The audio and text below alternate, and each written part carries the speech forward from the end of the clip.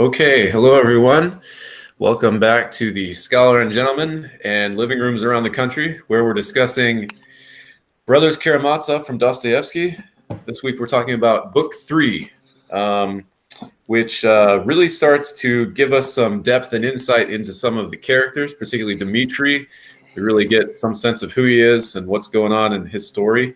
We meet some more of the side characters like Smerdyakov, who are pretty interesting. We meet the ladies finally, who are the center of all the love and love intrigue. I don't know if it's a triangle or how you map this one out, but pentagram. Yeah. The love pentagram of the story. Yeah, there are five. That would make sense though, because there are 5 cardinal directions. So I think we have plenty to talk about this time. The first 2 chapters surprisingly kind of deal with the servants more than anything else, and I guess we'll start with that. There's some kind of interesting and unusual passages in there. So in these chapters, we get the anecdote about Grigory and his wife's dragon baby, child, the dragon, who dies only a couple weeks old, and then we hear the origin story of Smerdyakov. So let's start by talking about, what do you make of the infancy narrative of Smerdyakov? And I think it's interesting that there's, again, the death of a child here, this time refracted through the experience of the servants. So general, anything that jumped out to you guys in these chapters, and maybe we can narrow in on more interesting discussions, but I'll just invite you guys to chime in on an open floor.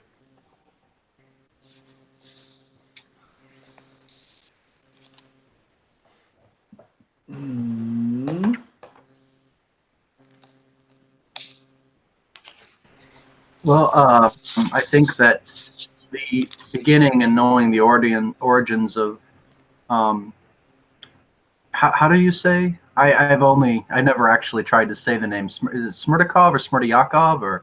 Smerdyakov. Okay.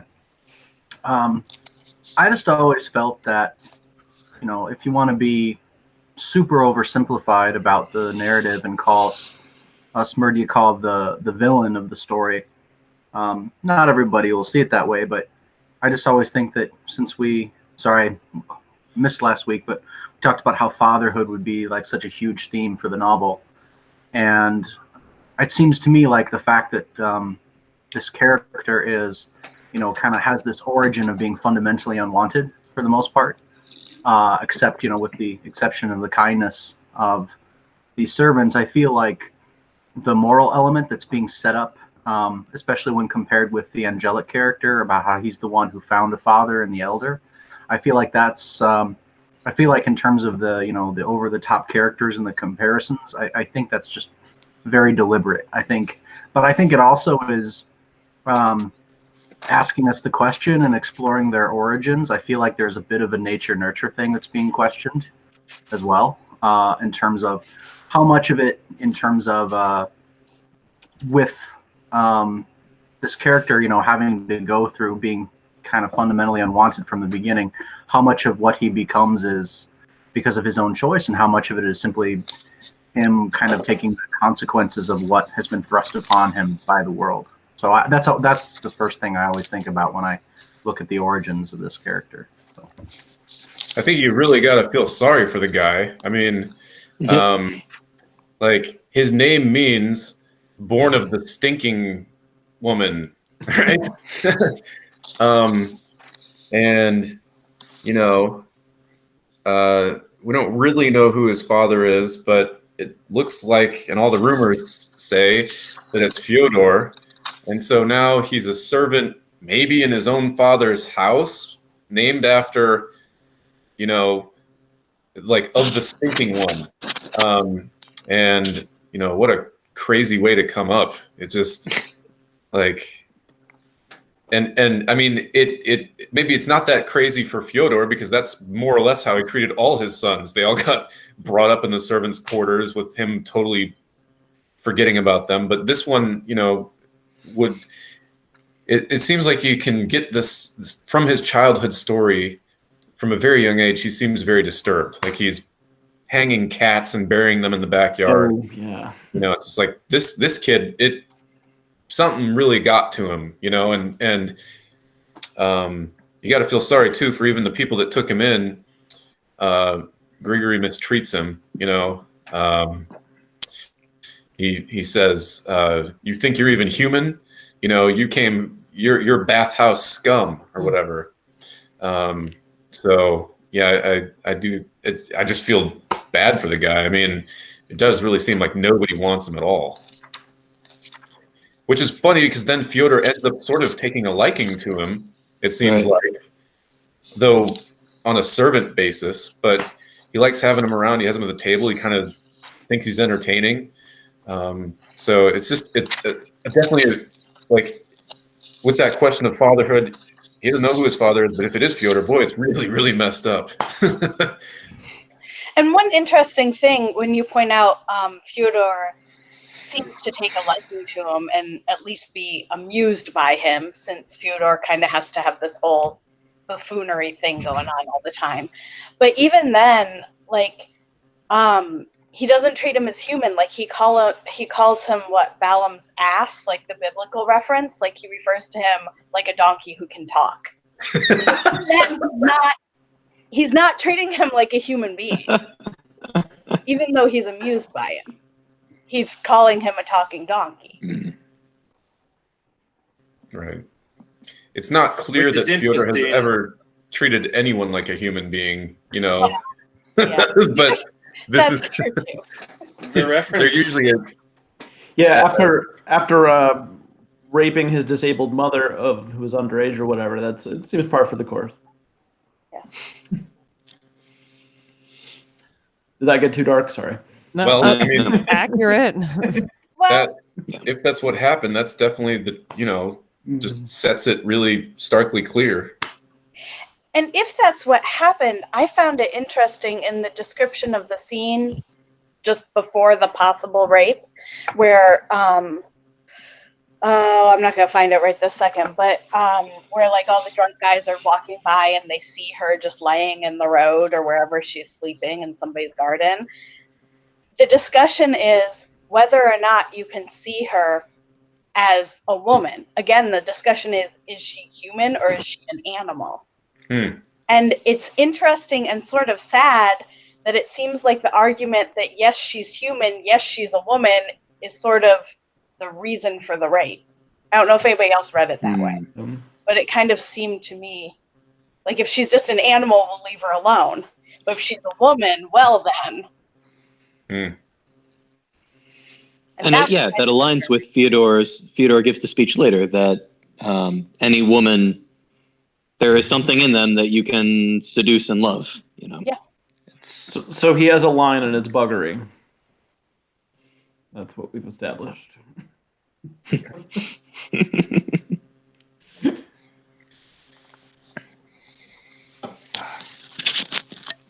Also jumping out to me in this first chapter, as far as we were talking last week about whether Fyodor, how self-aware Fyodor is, whether there is a character underneath who's actually embarrassed, or like embarrassed Fyodor is just another shell. And the fact that he treasures the company of both Grigory and Alexei because they hang out with him without judging him suggests that at least on some level there's a chewy center to Fyodor. Is that the heart of his Tootsie Pop?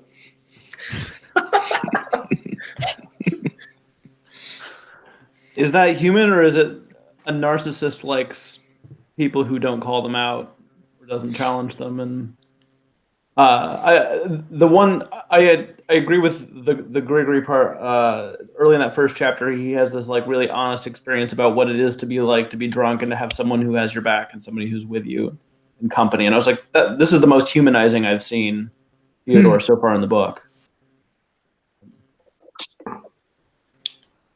All right, Brademeyer, glad you can make it.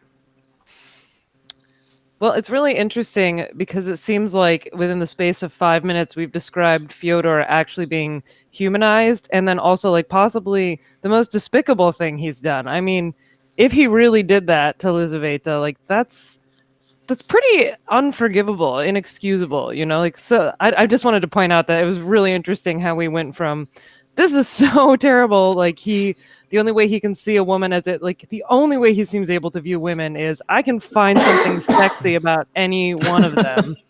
Yeah. And then on the other hand, we're like, but we've also seen this human side, which I think is accurate. I think that's so accurate of this chapter and like what this book does to you, that within a couple chapters, you're like, I hate him. Oh, no, he's human. Like, no, he's not. He's a monster. And yeah.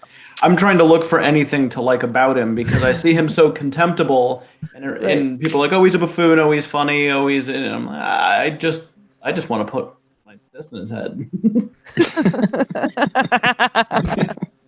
So you side with Dmitri in the recent fights. Yeah, I guess less bad is good. I always thought. Oh, go ahead. I was just going to say, I think it's, going off what Melissa just said, I think it's important in general. Like, one of the things as I get older that I'm realizing more and more is like, everybody's human, you know, like these people who are doing things that I think are absolutely despicable and horrible and monstrous, like they're human beings too. And I think seeing that sort of complex aspects of people, and not everything is black and white, and in real life people aren't clearly divided into good and evil, like that's not reality. And I think that exploring the complexity of people who do despicable things and seeing them as human beings is important. Like, not just in this book, but in general, in life. I agree, and I also think that the level of contemptibility of this, sexual assault, I always felt like talking about how contemptible it would be has also meant to suggest that it is Fyodor.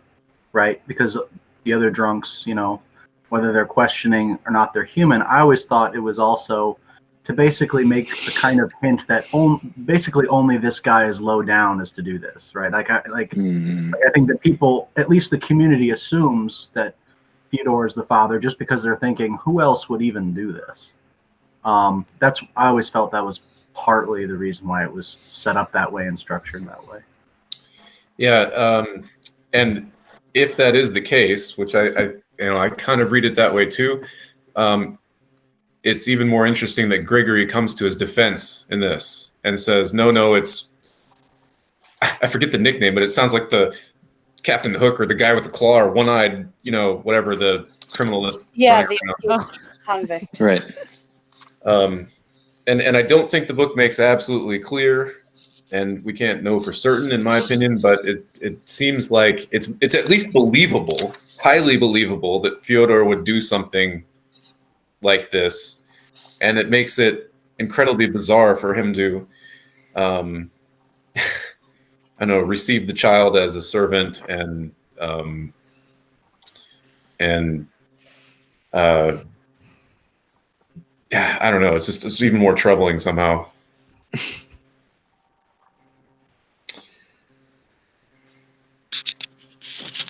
Hi, Taggy. Oh, Taggy's here. Yes. All right. So to catch you guys who have just joined, catch you up, we are talking about the first couple chapters in book 3 that talk about the servants, Grigory, their child who dies, and Smerdyakov and Stinking Lizaveta. So it's open for conversation on that. I'm wondering if anyone has any thoughts or comments on Lisaveta herself or on the other child, the sort of episode with Grigory and Marfa when they have the child with 6 fingers who dies. So let's open it up for conversation on those two. I have just like a throwaway comment, but I kind of feel like, oh my gosh, Grigory and Marfa, how many children did they raise now? It's just like, oh, Fyodor did something else stupid, raise another child. And then later in this chapter, we find out they just make like soup and give out bread to all of the poor like widows in the neighborhood that have nowhere else to get food. I'm just saying, I know that they're kind of like, Grigory can be a bit of a jerk sometimes. I just was, that was kind of like... Hey, he only beat her once, okay? It was just one time. I'm just saying, I think one of the other like threads we can follow throughout the novel is looking at people who do good things. And like, right, we've talked about everyone's human, they might make mistakes, but it's like even the smallest people sometimes can do good things. And I think like that's really remarkable. They just kept raising pretty much any child that came across their path, right? Like, okay, fine, we'll raise this one too. Why not? Like, I just wanted to point that out.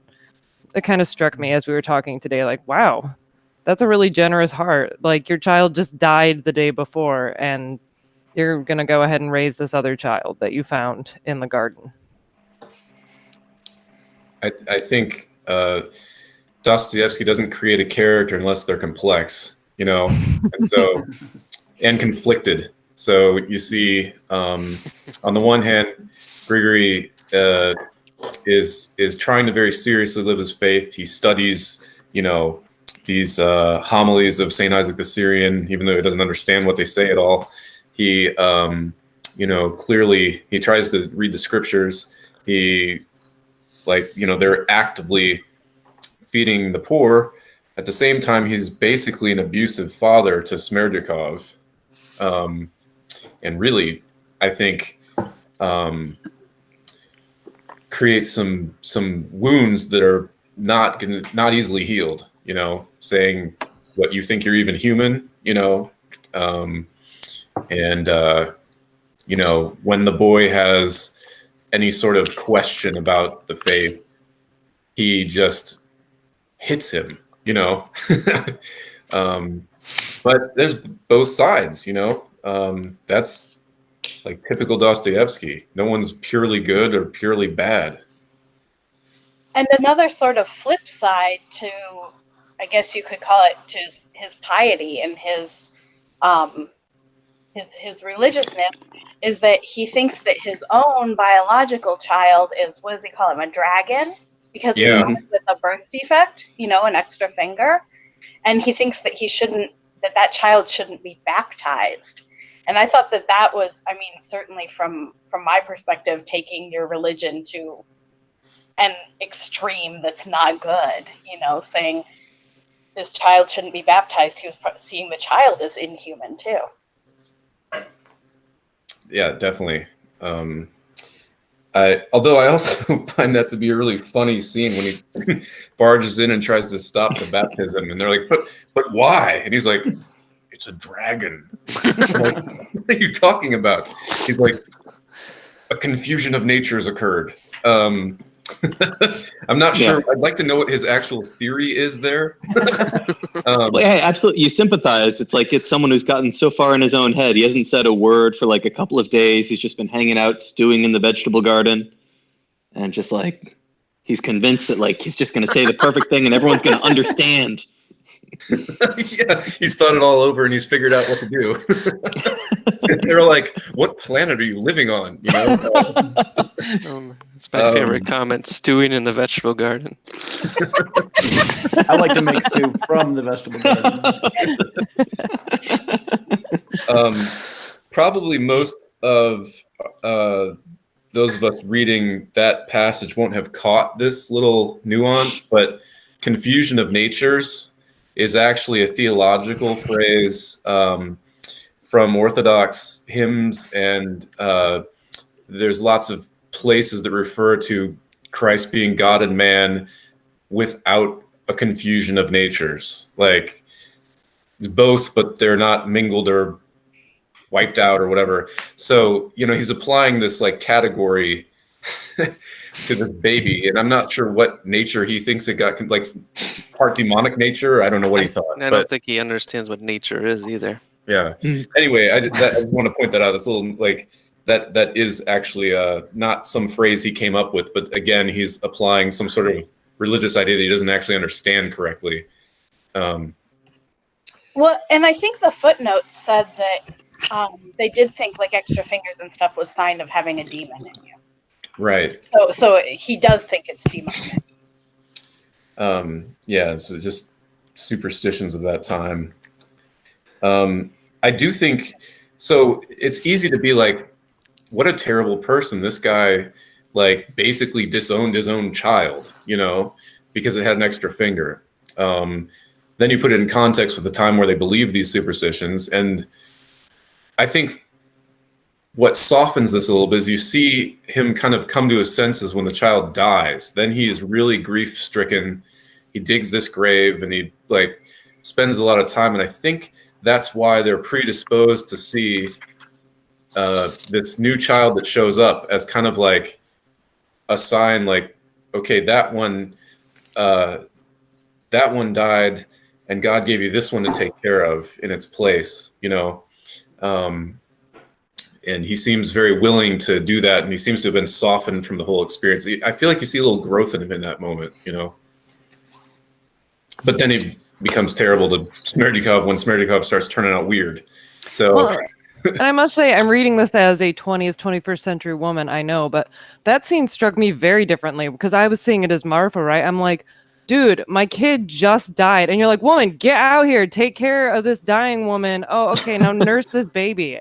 Like, and I know their whole relationship dynamic is like that, but I'm just saying, like, to me, that scene feels so like, could we have a conversation about this a minute maybe before you're just like, all right, this one's yours, nurse him, you still got milk from the baby that died. Like, whoa. I'm just saying, I thought I'd throw that out there because, as we've noted, there aren't many women in this group, so I don't know, but that to me was a scene that was just like, I know from teaching this to mixed gendered groups of students that one of the things that is hard as a 21st century reader is that the gendered portrayals don't always translate super well, and that was a moment that I think for women is often very hard. Like, cool, I'll just raise all the kids that you want me to. That's cool. That's cool. well, I don't know. I don't think that's a fair reading. And I mean, I'm glad you brought that point up, and I think we should talk about that. But I think Marfa herself thinks that the baby is crying out, you know, the one that passed away, like the ghost or something. Right. They both seem predisposed to seeing this as some sort of divine sign. And also everyone in town is incredibly compassionate towards stinking Lisaveta. And I think they see it as their chance to do a good deed. So I don't really feel like he thrust that on her as sort of, I demand this obedience. I don't know if well, because earlier in the scene, she's like screaming at him because she hears yelling out, and he's just like, "Woman, chill out, like, dude." Like, I'd be curious to hear other people's impressions too on that, because that, you know. Yeah, it struck me a little bit odd too. I mean, that particular moment, I mean, I guess I don't know exactly how I read it when I first read it. I'm sort of hearing the points now that you both are making. Like, one, yeah, hey, woman, come take care of this child. But also, she definitely did seem to see it as a sign. And I thought of last week, I don't remember what we were talking about, but I started talking about nature and comparing humans to other species of animals. And that's something, I mean, you see all the time on this like adorable YouTube clip of this, you know, cat whose babies died and she adopted ducklings instead. You know, I mean, it's a thing that happens. And it put me a little bit in mind of that. It's hard not to read, like, you know, he's pulled her hair for dancing, and then he's ignoring her for 2 weeks while their child is dying. It's hard to feel like, you know, soft and happy about that for him or for them as a couple. Oh yeah, there's definitely weird, awkward gender dynamics going on.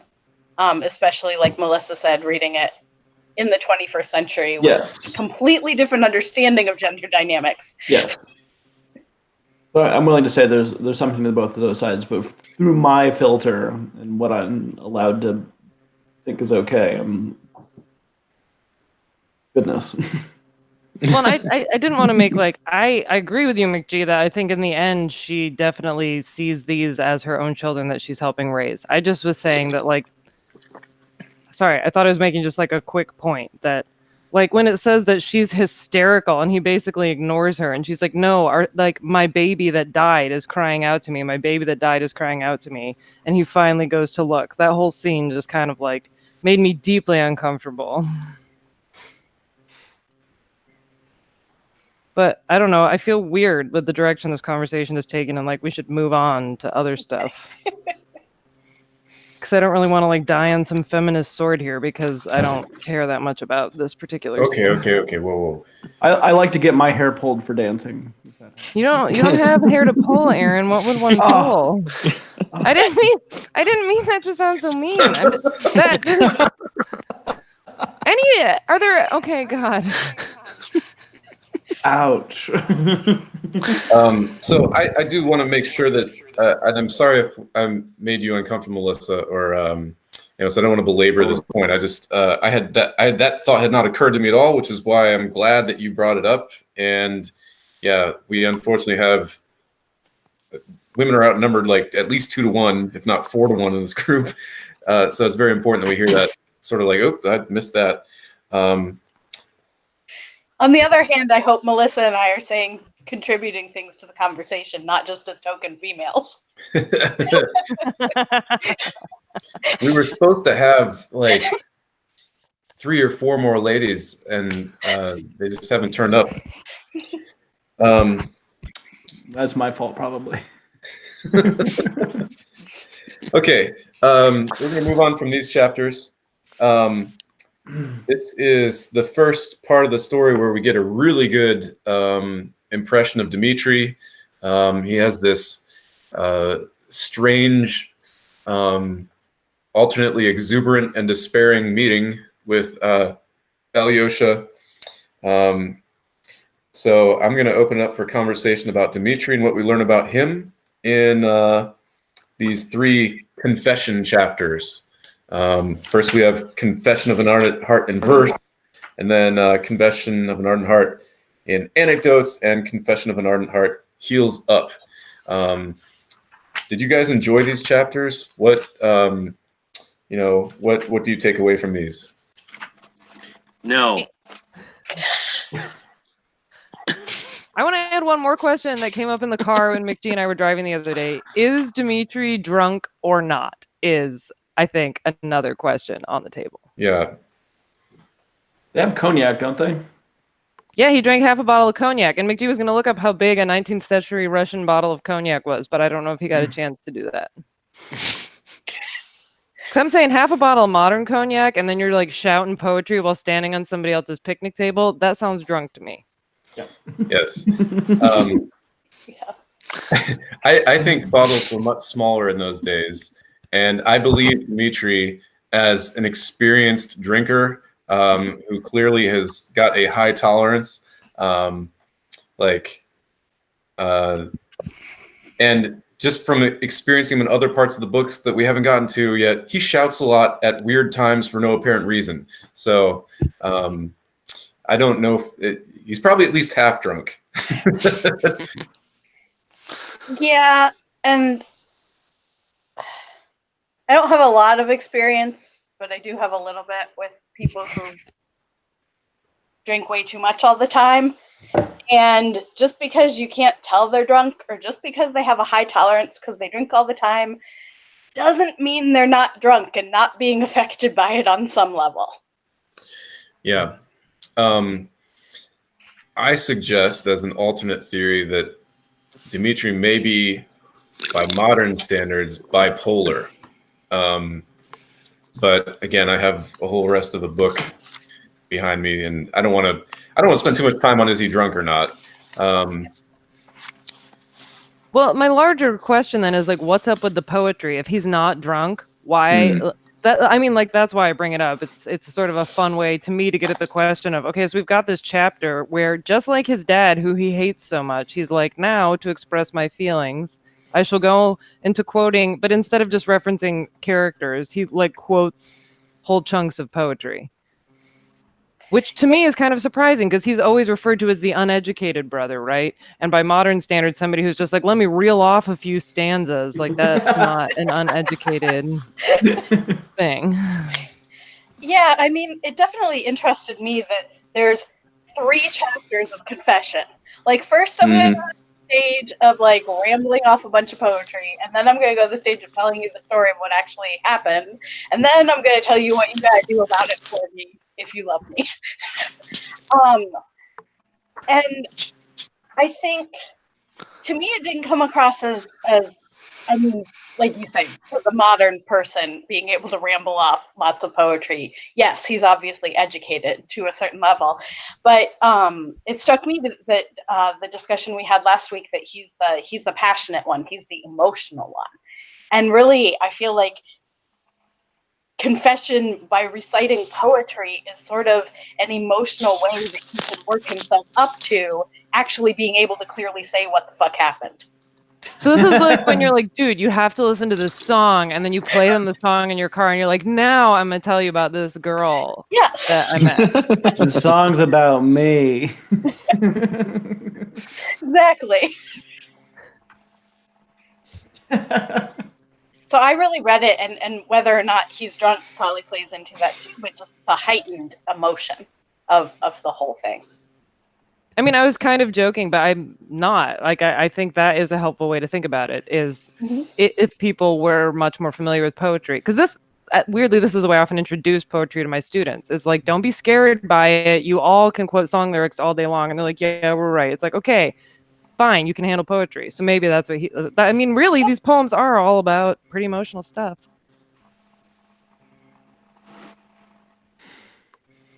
Okay.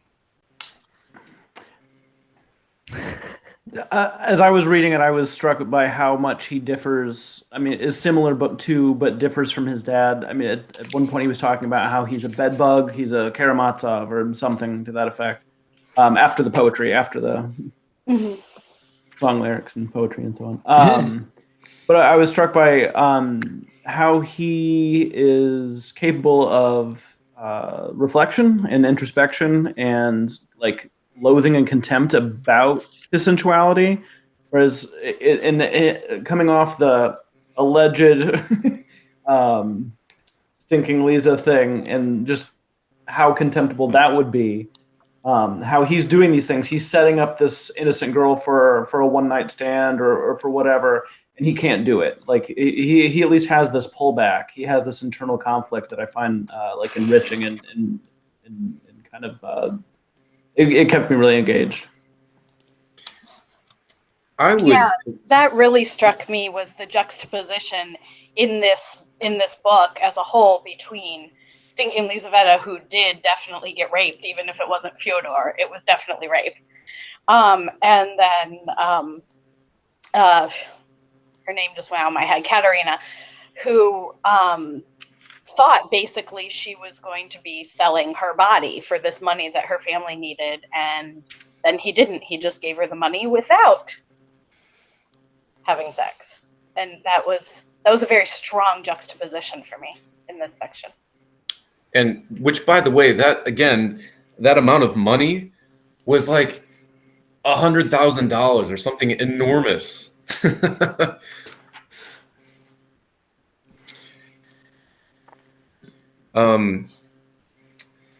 I would submit, and this just occurred to me as we were talking, that maybe Dmitri is the most self-aware of all these brothers. And he may not be able to control himself, but he knows what the hell is going on inside him. And none of the others seem to really, you know.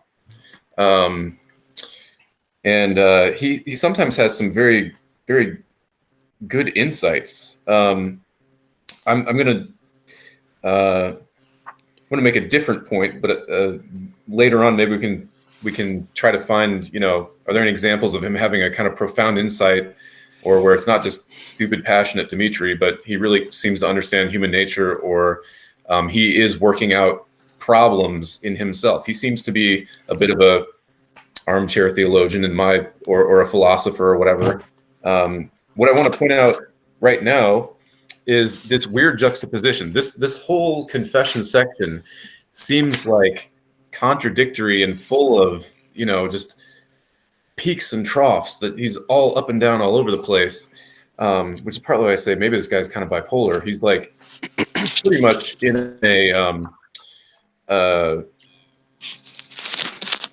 what is it called when a hyperactive state? He's like manic right now,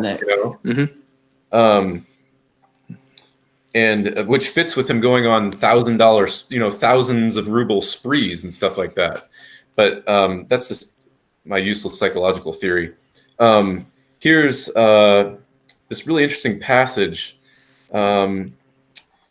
He says, when I fall into, this is page 107, halfway down in the middle of the paragraph.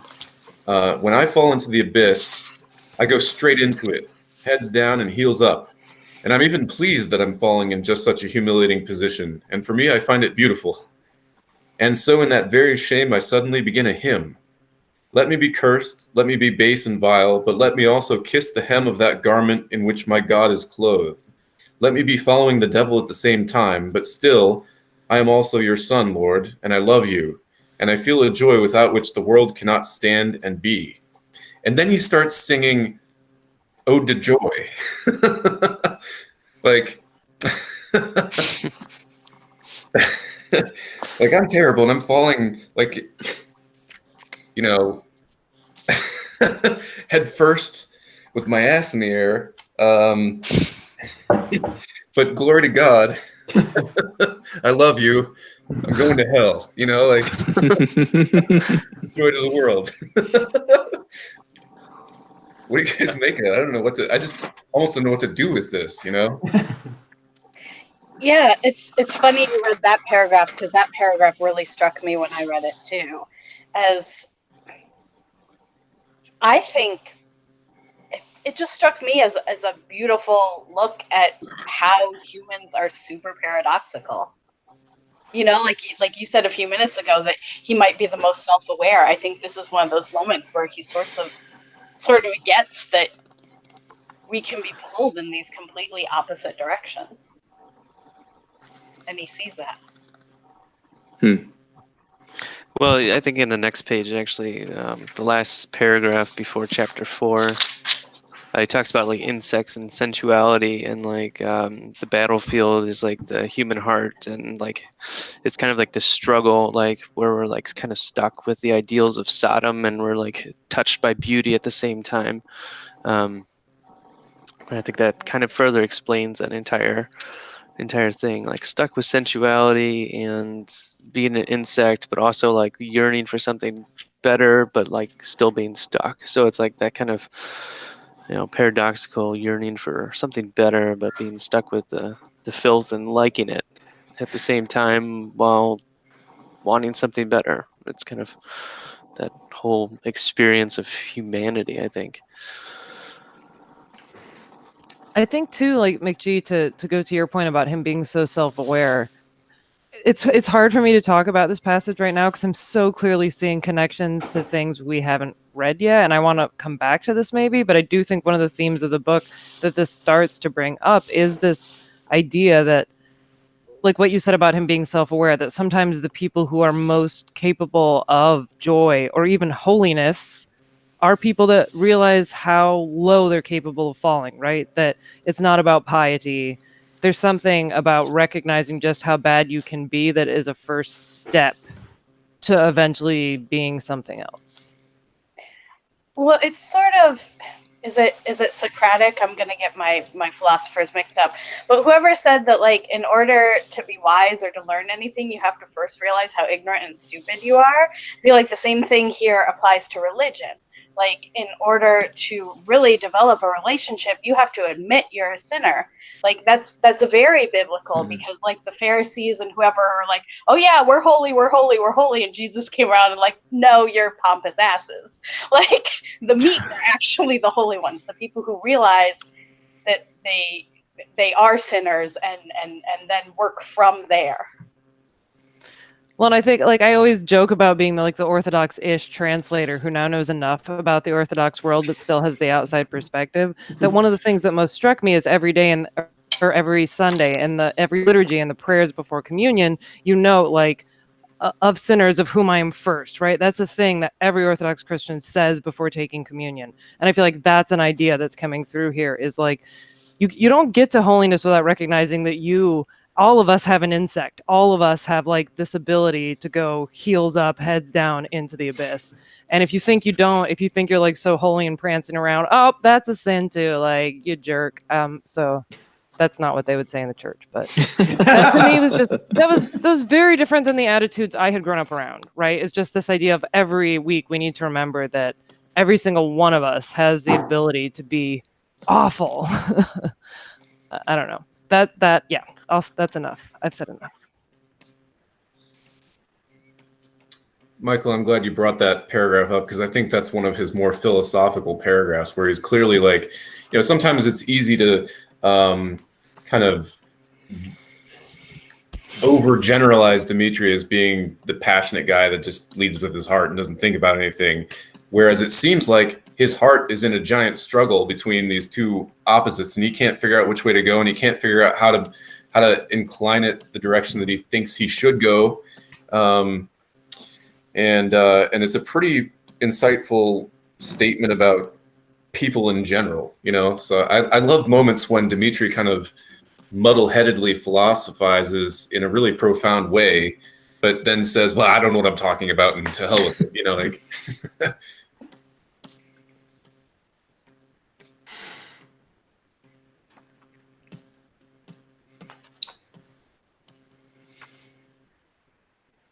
As far as like muddle-headed Dmitri goes, not to like be Dmitri and quote random poetry, but the first couple of chapters of the Confession reminded me of nothing so much as the love song of J. Alfred Prufrock, the T.S. Eliot poem,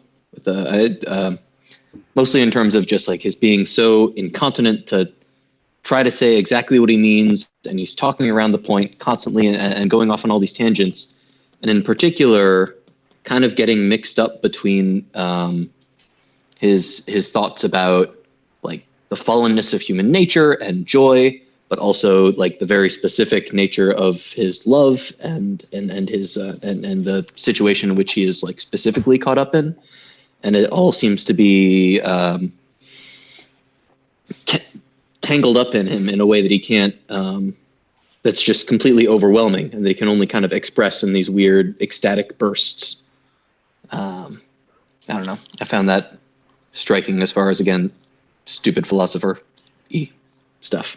I really agree with the T.S. Eliot contribution. I think that's a really good description, because while I was reading it, I couldn't help but think about this YouTube video I saw of Leonard Bernstein talking about Ode to Joy, and about how it goes, from the ecstatic to the, like it's such a booming up and down piece. And I also feel like the greatness of Dmitri's complexity is how, like, even when he's falling head first, how he still, has to proclaim his love for the divine. It also allows you to really believe him when you see his warmth toward his brother Alyosha. You understand why he loves Alyosha so much, and how it's completely, like, you can completely trust Dmitri's affection for his younger brother. I'm reminded a little bit on that last comment of, I think it was earlier in the chapters where we first met the elder, and there's some sort of line about how it's comforting to know that somebody out there somewhere is good, and I may be a bore, but someone out there has the answers, and they know what to do. And Alyosha seems to be kind of that person for him, maybe. And I think Fyodor feels a little bit that same way. Like, well, I'm terrible, but Alyosha at least doesn't judge me, and Like, he's doing something good. But does anyone want to talk about the episode with Katerina?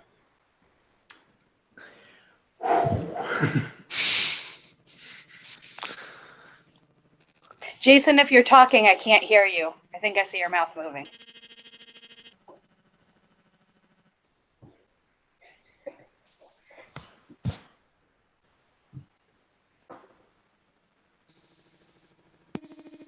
Still nothing. And your picture froze too. Is he there? Well, oh no, it didn't freeze. If I'm just inviting in general other comments on these confession chapters besides the one where he quotes a lot of weird poetry. We learn finally the backstory of his relationship with his fiance, and then he's sending Alyosha on this mission to her.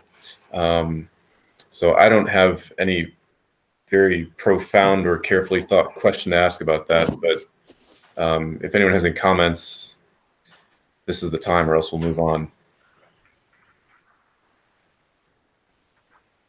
I just thought it was an interesting observation, like the first chapter of the Confessions, where he's talking about, how he's this insect and he's like prone to his passions and stuff. How he like searches for the good and falls for the bad. It's like exactly what's going on with him and Grushenka and Katerina as well. So it's like kind of it's like his observation with Katerina is that she's like this perfect girl or whatever, and Grushenka's like the filth, the slut, I guess is what the term was in here. Like how he's kind of pulled in both directions, and he's like kind of disputing this like philosophically, but also practically, in like as he's trying to formulate his plan. So that helps put things in perspective and formulate a question here. Is Dmitri torn between the two, do you think? Yes. Yeah. I think so. I think he'd like to be torn. Say more, Aaron. Well, I mean, obviously he's, he knows what the socially right thing to do is, and he can't go bare and do it himself. And he's just, clearly in this passionate drive for, what's her name? Grushenka. I think he'd like to want to be with Katerina. We've all wanted to be with the better choice before, and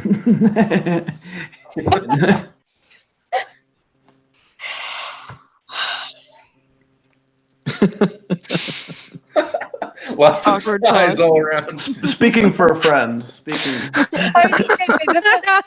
This is probably the wrong group to bring up a Team Edward, Team Jacob discussion. Oh boy. No, I'm here for it, Jenny. Love. I mean, just in a nutshell, that was about being with the guy who was bad for you versus the guy who was good for you. So.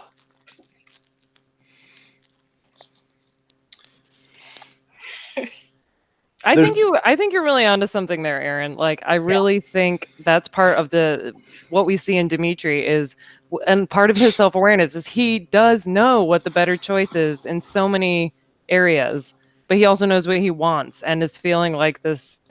That to me is what he's torn between. I don't think he really cares at all about Katerina. That's my impression, but he feels like he should. And I feel like he clearly knows he wants to go be with Grushenka. But he wants to be a better person than he thinks he is.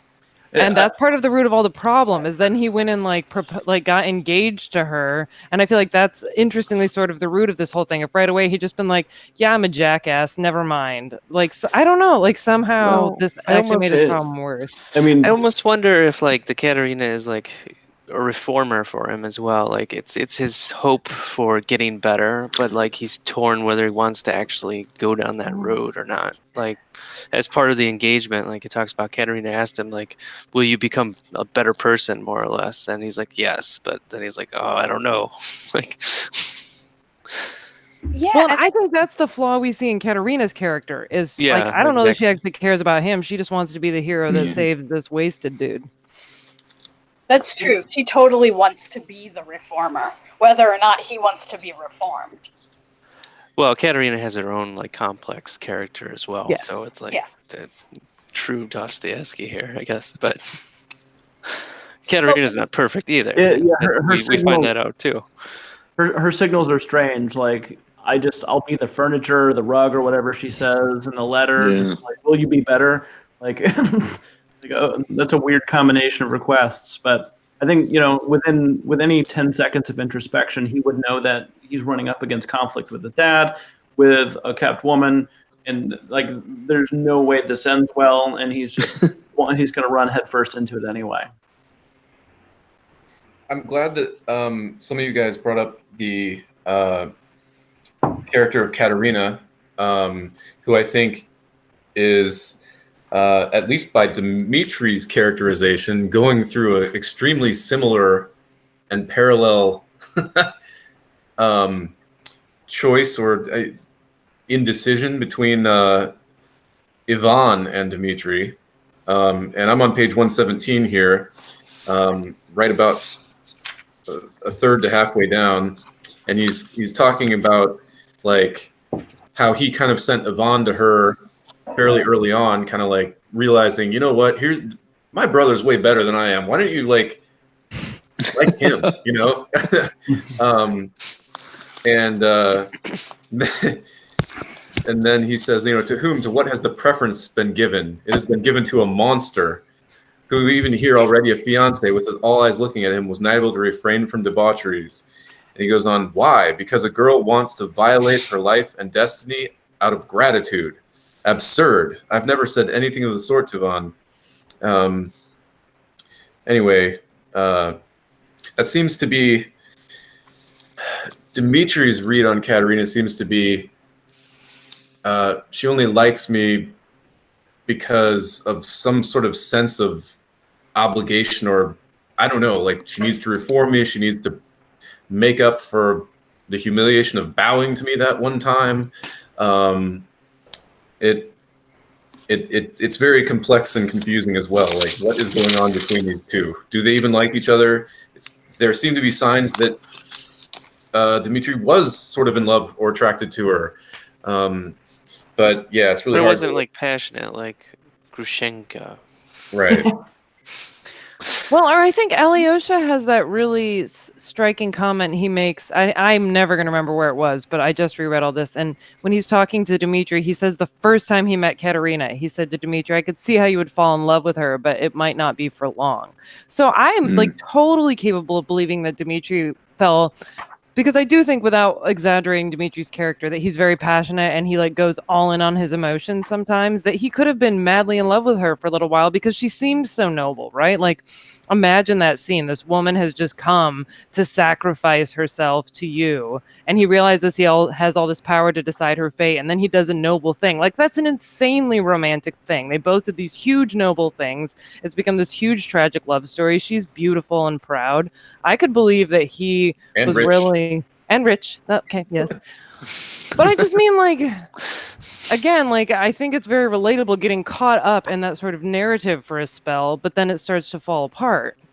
So I think he might, like, when I say I don't think he's interested in her at all, I believe he fell head over heels for her in that moment. And then, like, quickly was like, wait, I'm a drunk, crazy officer. Like, this might not be a great idea. Well, I almost wonder if he doubts himself to be able to, like, Ooh.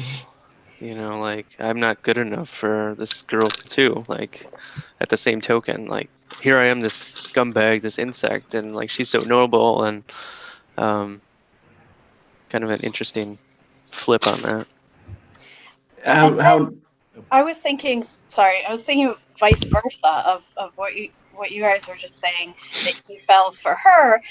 Does anybody else think she might have fallen for him for the simple fact that he didn't rape her or use her bodily for money that one time? I mean, despite knowing his character in general, in that one crucial moment when she totally thought she was gonna have to sell herself, she didn't.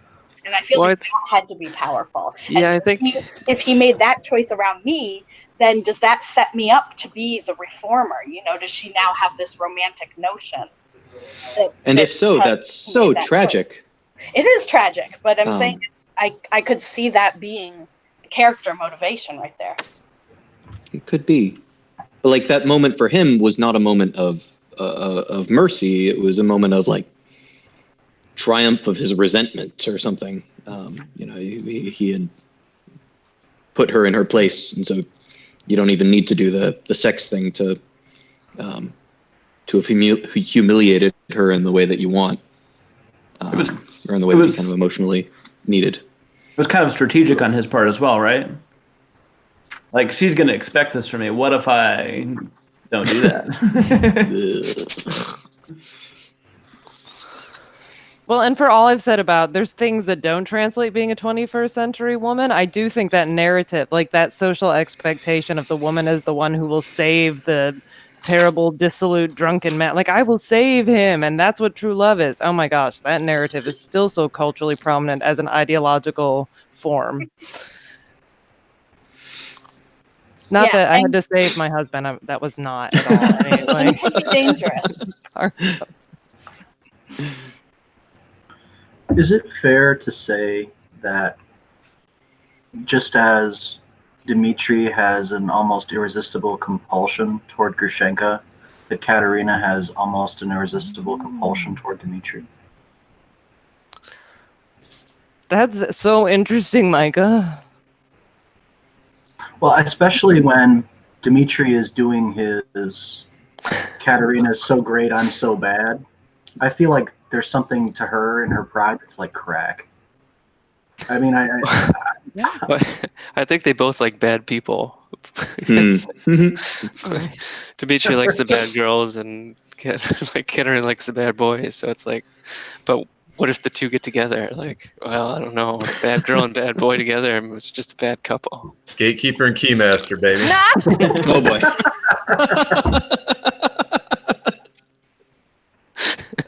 That works on so many levels. now I have the image of Sigourney Weaver slamming the door in my face. I want to draw attention to sort of the complexity of Dmitri's reaction and emotions in that moment when he doesn't take advantage of Katerina and instead gives her the money. Because it's really interesting sequence of emotions that, I mean, again, like I'm saying, he's really self-aware. First, he talks about this spider's thought, like a wicked tarantula, you know, just to pounce on her and like go ahead and take advantage of her. Then he gets angry because she'll be too proud, even if he goes and offers his hand the next day. She'll be like, "You're a scoundrel, and I'll tell the whole town, and you know, screw you." So he gets angry, and then he wants to do something even meaner to her, like, "What, you think you're worth 4,500? Maybe more like 200 rubles is all I'd give you." You know. Instead, he gets the whole thing out and gives it to her, and then this. I just thought this was a really interesting reaction. So after she leaves, he's wearing a sword. He says, "I drew it and wanted to stab myself right there. Why? I don't know. You know, it was terribly foolish, of course, probably from a certain kind of ecstasy. But I didn't stab myself. I only kissed the sword and put it back in the scabbard. Which detail, by the way, I needn't have mentioned." I find that to be a very funny line. I mean, what in the world is going on there? You know, why is he in an ecstasy at that moment? Maybe he's pleased with himself that he didn't do something terrible for once. Maybe he does kind of love her in that moment. I don't know. But why he was going to kill himself for a second, that makes no sense either.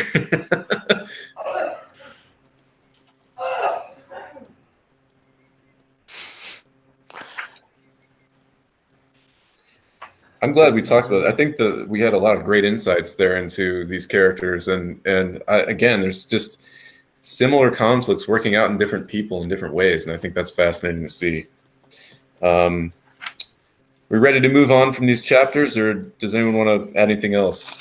Before we totally move on, I think one thing that's important to note that happens in these chapters is we keep talking about Dmitri being so self-aware, which I think is important, but these are also the chapters where Alyosha like gets really worked up at one point and says, I have that insect too, right? I feel like it's so fascinating because we've been set up all along, like those early chapters, which we said were kind of boring, but like we hear that Alyosha couldn't even bear to hear dirty words at school, right? And that was like the one thing the other boys used to tease him about. He's living in a monastery. He's never had like, he's not nervous around women, but it's just fascinating that there's this moment he gets really animated and it's like, I have that insect too. I totally understand what you're talking about, Dmitri. I don't, like, even having read this book, I'm kind of like, wait, what does that mean? I don't remember this part of Alyosha, but I do think that's fascinating that over and over the narrator has insisted Alyosha's not as naive and stupid as you think he is. And this is one of the first moments I feel like we hear him voicing that himself, saying, y'all think I'm just this monk, but like I totally understand the Karamazov insect. I have some piece of this in me. And it's like, what? That's so interesting. Yeah, and he blushingly confessed that to Rakitin earlier in a chapter as well. I forgot already. Yeah. I just thought that's like one of the greatest lines of the whole book when Alyosha says, I too am a Karamazov. And I just, I don't know, I just underlined that, and I just wanted to get a lot of feedback on what you think that means, because I feel like no matter how many times I read this book, I'm always wondering the depth of that, because I feel like that's one of those, like the whole story is kind of wrapped in that kind of statement. Well, I feel like a couple of weeks ago, we were talking about the being able to look at the three brothers as being, you know, the very emotional, passionate one, and the very logical, educated one, and the very, you know, religious, like the mind and body and soul kind of split. And as part of that discussion, at some point, someone said, yes, but we have to be careful not to oversimplify and just say that these three characters are in these three boxes as metaphors, because each one of them is a complex human being, a complex character in their own right with all of these pieces, even if one tends to be more prominent. And I feel like that I too am a Karamazov, just it made me think of that entire discussion and of not oversimplifying any one of the brothers and one of the characters. I wonder if we're supposed to ask if the Karamazovs are so different from us. You know, is it a unique Karamazov trait, or are they being, you know, sort of hard on themselves? You know. I mean, I agree with that. I think we all have a tendency towards some kind of, well, again, I think that's one of the themes this book really will keep bringing more and more to the fore. We all have the potential both for these acts of incredible, great kindness, mercy, and love, and for going heels up down the hole into some kind of terrible behavior. Yeah, I mean, we can express ourselves as soldier or academic or as, you know, novice in a monastery, but we're all capable of evil bedbug or an evil cruel insect, and having a lot of depth and conflict over how that manifests itself.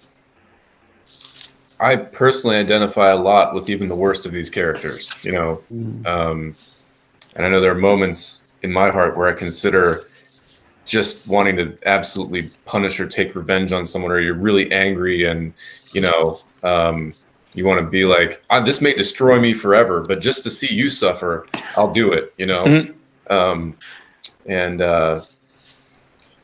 So, I mean, it seems like the Karamazovs as a family are particularly given over to over-the-top expressions of this in a public way. But I just wonder a little bit about that. It's maybe a good question to ask. Is it a unique disease of the family? Like, this is a bad family and they're especially broken and messed up and it's almost genetic.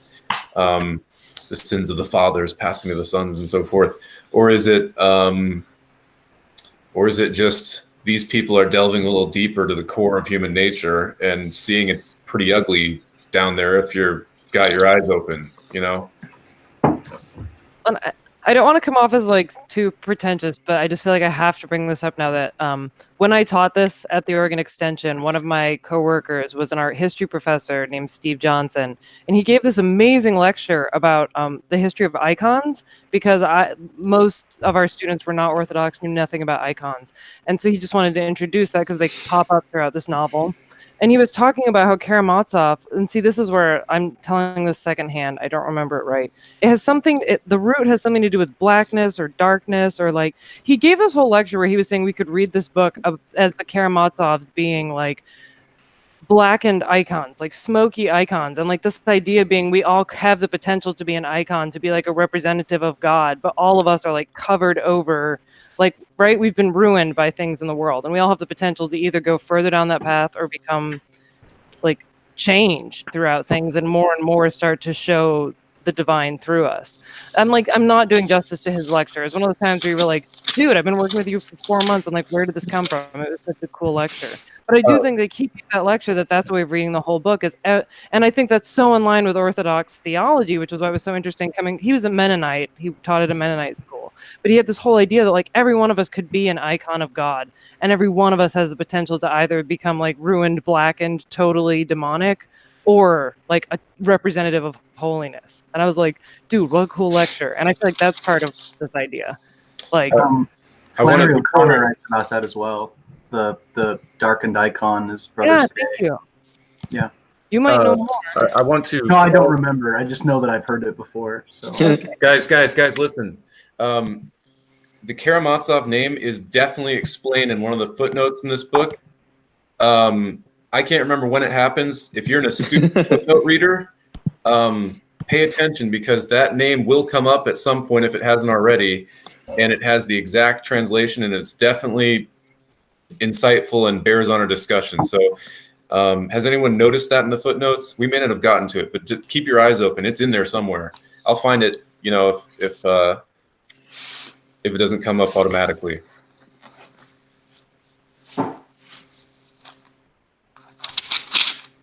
I don't remember it, but I don't know. I've read every footnote, but I'm not sure I count as an astute footnote reader. I don't.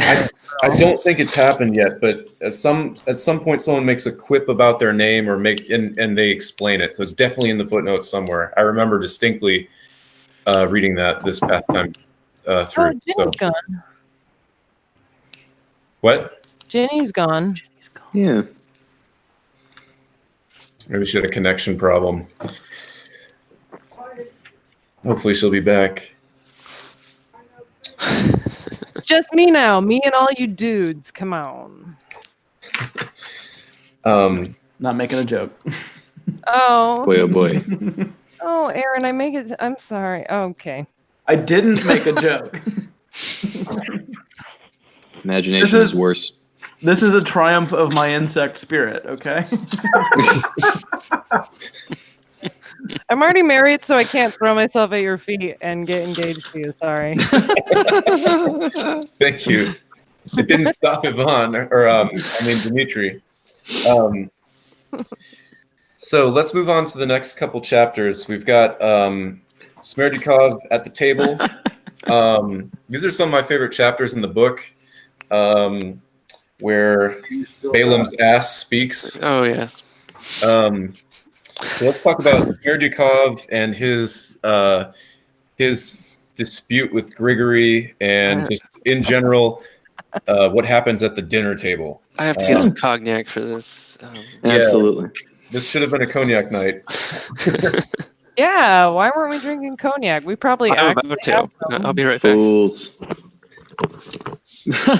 Fools, wait, who has some? Tag no, you, I should be so lucky. Actually, Aaron's joke could not have worked out better, or Aaron's non-joke could not have worked out better for like the one thing that I noticed about this section, which is that is my speaker still working? I think so. Yeah, we can hear you. Okay, great. Which is that repeatedly over the course of this chapter, people are dealing with the question of like sin in the mind versus sin in action.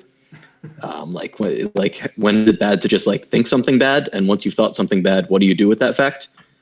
So Smerdyakov is dealing with that kind of explicitly. It's like, well, once you've sort of thought about recanting your faith, then you've effectively already have done it. So it doesn't really matter, if you just like do it out loud. So Aaron had to make that joke since he'd already thought of it in his mind, and it didn't exactly matter at all whether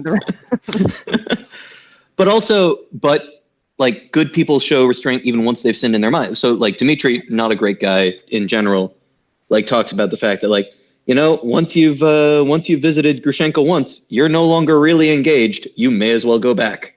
Like once you've broken that like sin seal, you can keep going. And I was like so pleased to find a third one because I love structural parallels, like where the monks, when they're talking about the weird confession thing, and like some monks do it sincerely, some monks do it not so sincerely, and the sincere monks are like, you know what? It's not really a big deal that some monks are kind of faking it because they weren't really monks in the first place if it wasn't sincere in their hearts, and eventually they're going to end up back out in the world. So no biggie one way or the other. It was a weird parallel argument that pops up repeatedly over the course of the chapter. I thought it was awesome. Well done, sir. Good, very good to highlight that. I love that these are all over the book, and I hadn't caught that one at all. Yeah, I don't know what it means, but it's there. Sin seal. I love it. I do love sin seal. Thank you. Breaking the sin seal. Sin seal being an amazing phrase. My next metal band will be Sin Seal.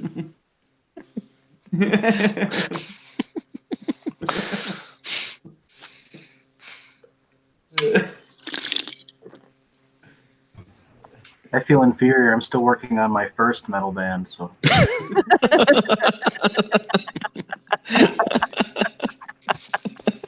You can be in Sin Seal if you want to. Okay, I feel like Sin Seal now has to be a metal band that only makes songs about Brothers Karamazov. Like, there's enough in here. Oh yeah, like there's a lot of material. We got. I do like the photobomb going on as well. It's true. We need a concept album, Aaron. Stinking Lizaveta could absolutely be a metal song, though. Oh, absolutely. This is amazing so fast. Oh my god. All right, let's try to get back on track. Dragon Baby? Come on, Dragon Baby. Oh, yes. Never mind. Forget about the track. Six-finger death punch dragon, baby. It's time for Sin Seal's greatest hit. Let's generate the track list. Balaam's ass. So many quotes you could use. I love depravity just over and over. It'd be great. Something about insects, clearly.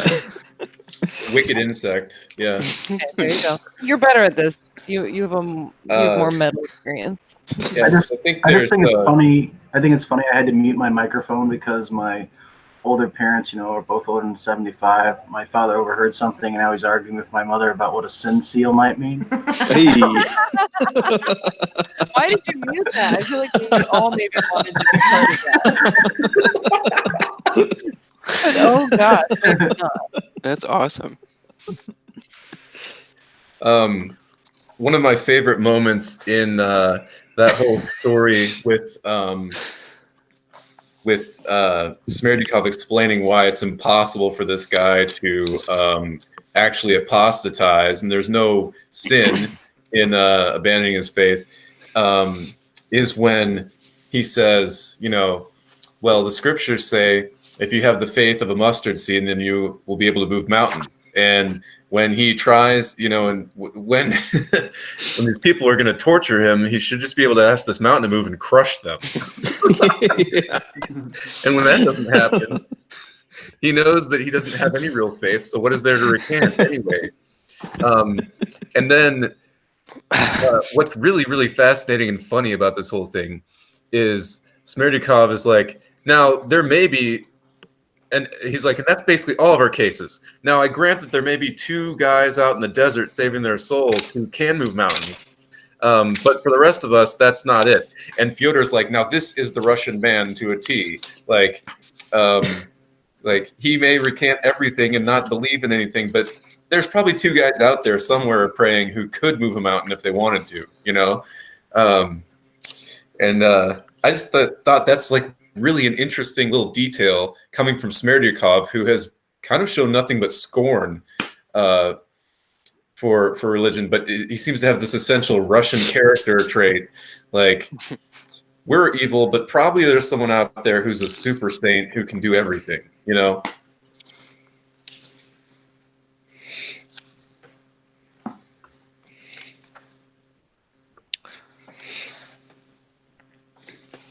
Wasn't that kind of the same idea with like this whole darkened icon thing?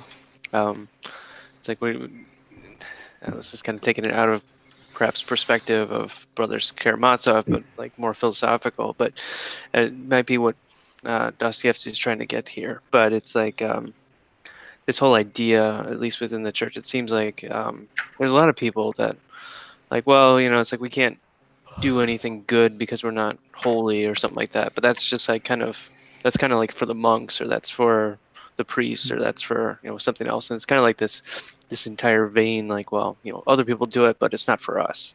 And kind of like that conflict of like, what is faith, and like how does this all kind of work together when you're like Dmitri, and like you're overrun by these passions, and like you want to do something better but you can't, and you're kind of stuck in this rut and kind of spinning around, and like where does that do? Because here I am, this insect, and like, what am I supposed to do?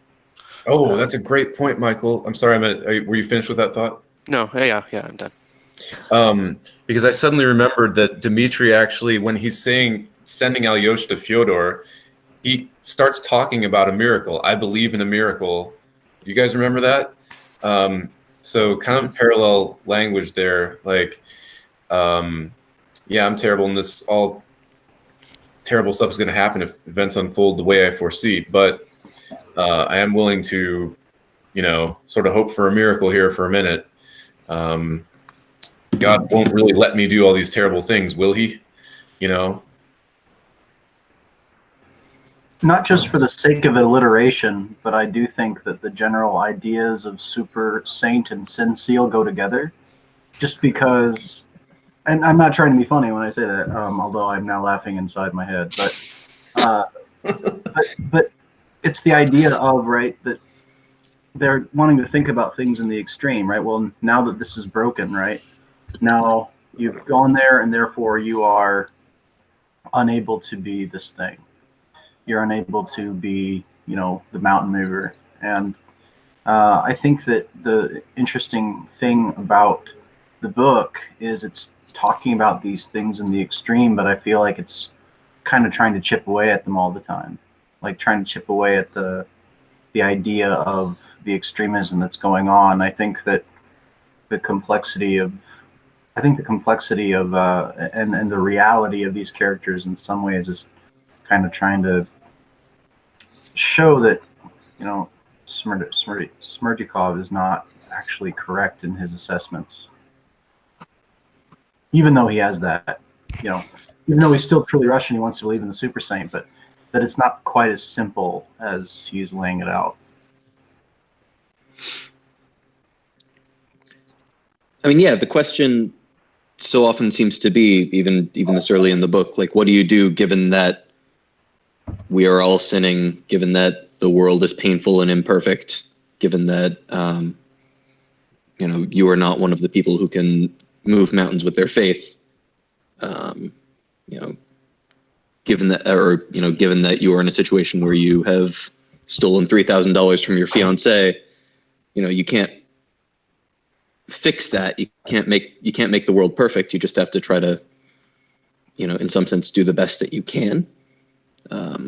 It is very much about living in the middle, or living in the imperfect spaces somehow. I think that reading it as a critique of extremism makes a lot of sense.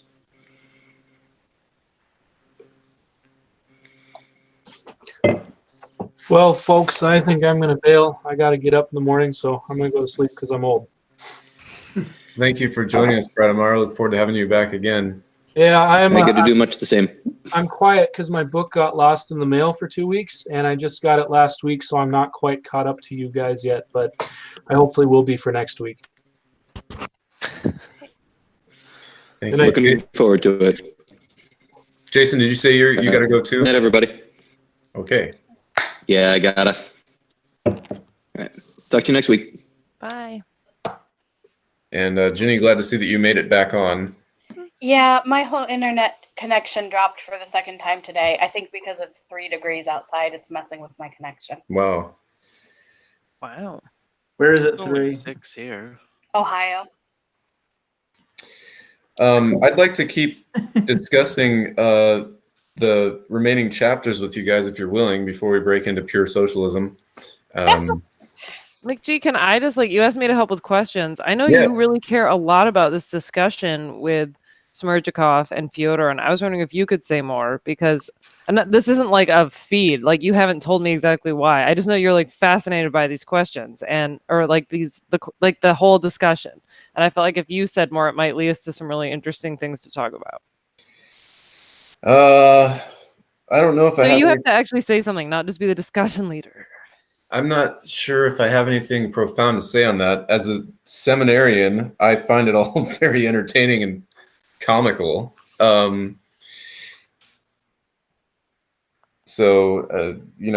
It's just like Smerdyakov's sort of. It almost feels like one of these riddles set in like what is it, Zeno's paradox or whatever, where you can never get from A to B because you always have to go halfway to get there, and then you got to get halfway and you'll never cross the whole distance, he seems to reason in a kind of similar way to that, where it's like that kind of makes sense, but it also seems like total bullshit. I do think there's some sort of serious side to it, though. There's so many dynamics happening in this discussion that I find fascinating. Some of them are just interpersonal dynamics, like the fact that even though Fyodor is the one asking all the questions, he keeps addressing Grigory. Like Grigory's the one that's provoking him, and he clearly has an axe to grind with Grigory. He wants to show him up and make him look stupid. And what's funny is his ridiculous arguments actually seem to totally work on Grigory. Grigory seems dumbfounded and just at a loss. But I already feel like you brought up a really interesting point that I hadn't fully thought about before, which is I feel like this chapter makes really clear that Smerdyakov is obsessed with Ivan, right? He really craves Ivan's approval. But I feel like we've already talked about how if we were going to simplify, Ivan is kind of rationality or mind or whatever. But he seems to be going through some great struggle, and Smerdyakov's clearly some kind of foil for that, right? He has these arguments that actually, rationally, if you wrote them out the way I make my students write out, syllogisms, they seem to work. But then you think about them and you're like, but that doesn't seem to work at all, actually, if you actually believe. So it's almost like he's a foil for Ivan. If you take Ivan, but take away any of the emotion, I don't know, in this particular scene, he seems just to be rationality run amok, right? If you just believe in pure, step-by-step reasoning, but without any sense of context, or I don't know. I mean, I think, do you think that makes sense at all? Yeah, I mean, maybe it's a bit of a caricature of pure abstract reason and how ridiculous it can get. Well, because last chapter we had Ivan talking to this whole room full of priests with his argument about the liturgical courts, which when we started dissecting it seemed deep down to actually just be him being giving the finger to everyone, right? He was just kind of making an argument that had no substance to prove that he could out reason everyone. And this is Smerdyakov doing that on a much smaller scale. So it's almost starting to show us the dangers of that kind of thinking, that kind of rational acrobatics. I always thought it was great how to think about the Ivan scene before this one and why in a sense that Fyodor is holding court in that same kind of way. And I think I really like that someone brought up Zeno's paradox, because Zeno's paradox fails as soon as you just realize it's equivocation, right? Infinitude of divisibility is not infinity of magnitude. And so in this case, right, like the reason why I just love the Zeno's paradox comparison, like G, is just because the moment you actually apply it to the reality, it clearly fails. And like the failure of rationality, you know, like at some point, it seems to me like one of the reasons why, because someone we keep coming back to Dmitri being the most self-aware. Maybe it's precisely because Dmitri's the one who's the least in his head. Like being very emotional and being very bodily and being very, like, everything is just the fact that it's not in his head, you know, like, because, you know, I know it's crude to say mind, body, soul, but it is true that by being in the body, by being in one's experience, by being focused on what's actually going on in the concrete, that does make one more self-aware, and it does get one out of the absurdities of things. And it would then make more sense that Dmitri is the only one in front of the elder who knows to shut the fuck up, because he can still see in practice that there's something powerful there, even though it might be easy to get lost in the absurdities of, but only when you're looking at it in this one very narrow, very purely one-sided way. And even though the whole thing seems to be a bit of a farce on some level, I do think that Smerdyakov's monologue raises some interesting questions.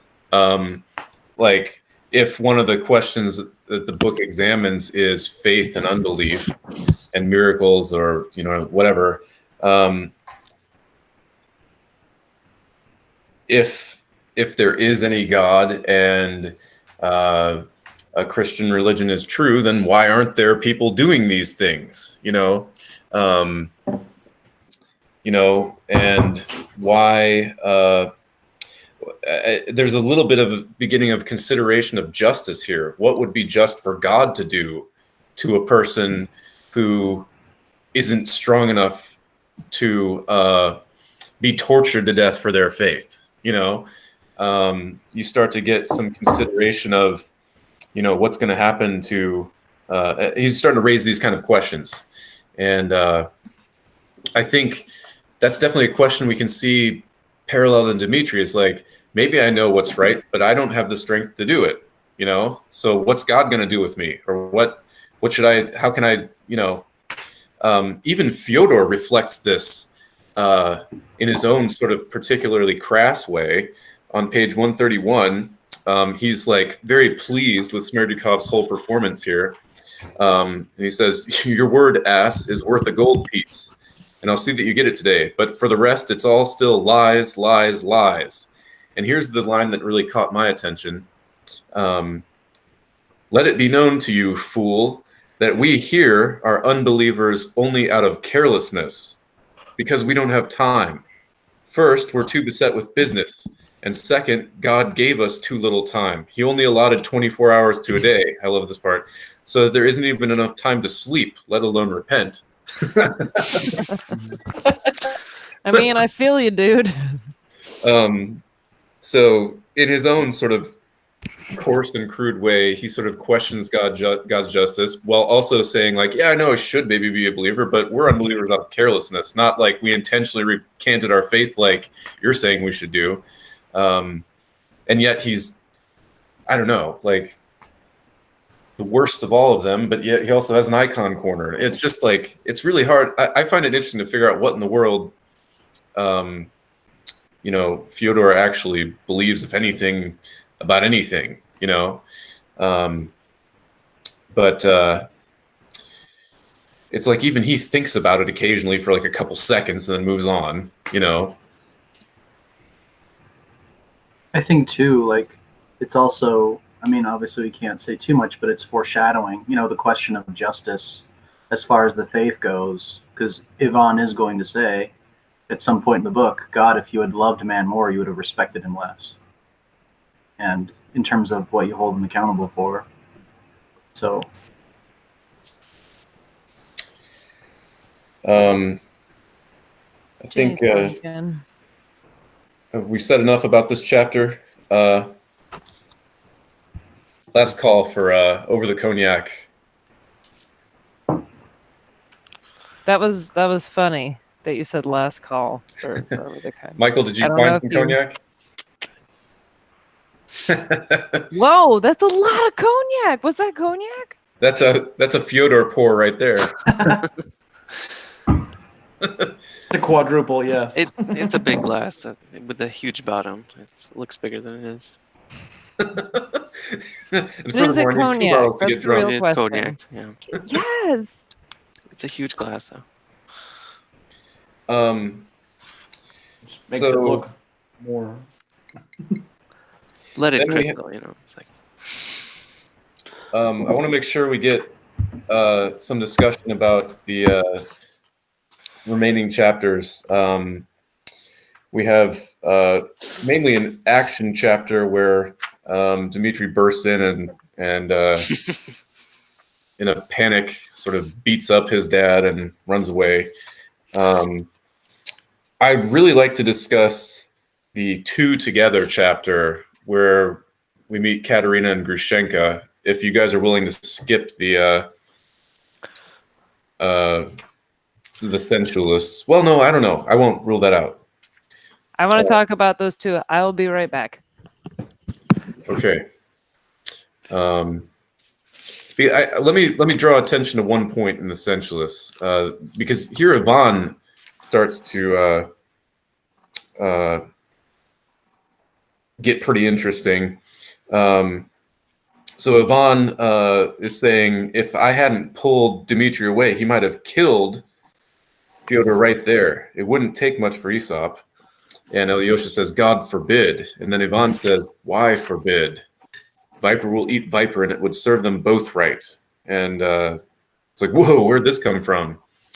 Do you guys have a read on Ivan? I'm still wondering why he's even in this house. What is he even doing there? But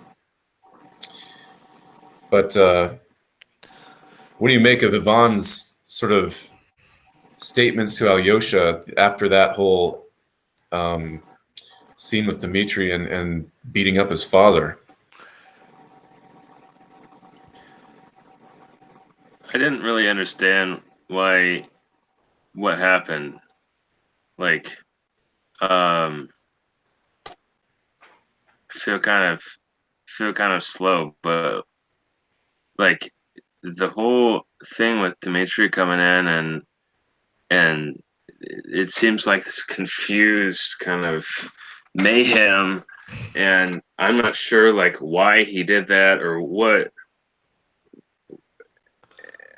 I got kind of lost. I think we can explain that quickly. He is madly in love with Grushenka. He's worried that Grushenka is going to go to Fyodor instead, who's offered 3,000 rubles to her, which is a fortune if she'll come.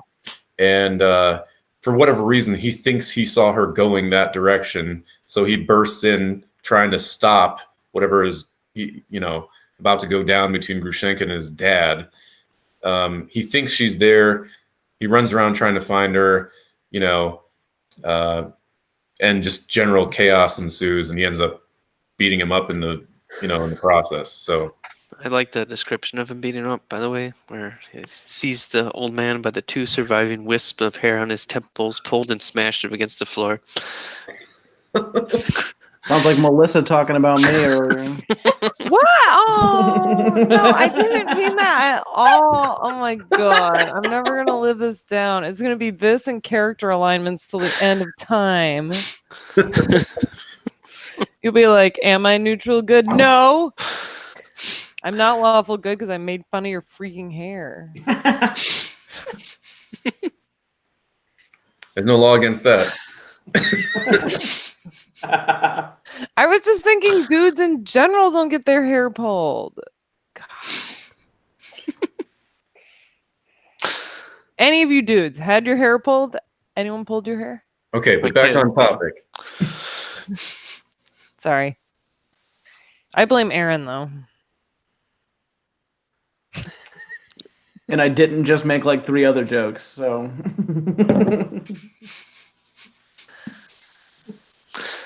What do you guys? I want to hear your read of Ivan after the new developments here. I'm just saying I'm tagging out because I feel like there's no way I can read this without like future events coloring my perception. Yeah. I completely agree with that statement. He just seemed like, ice cold about it. I haven't read the book yet, but it's like the most dispassionate, like my dad and my brother, if they kill each other, whatever. Justice be done. I think cynical is the word I would use at this point.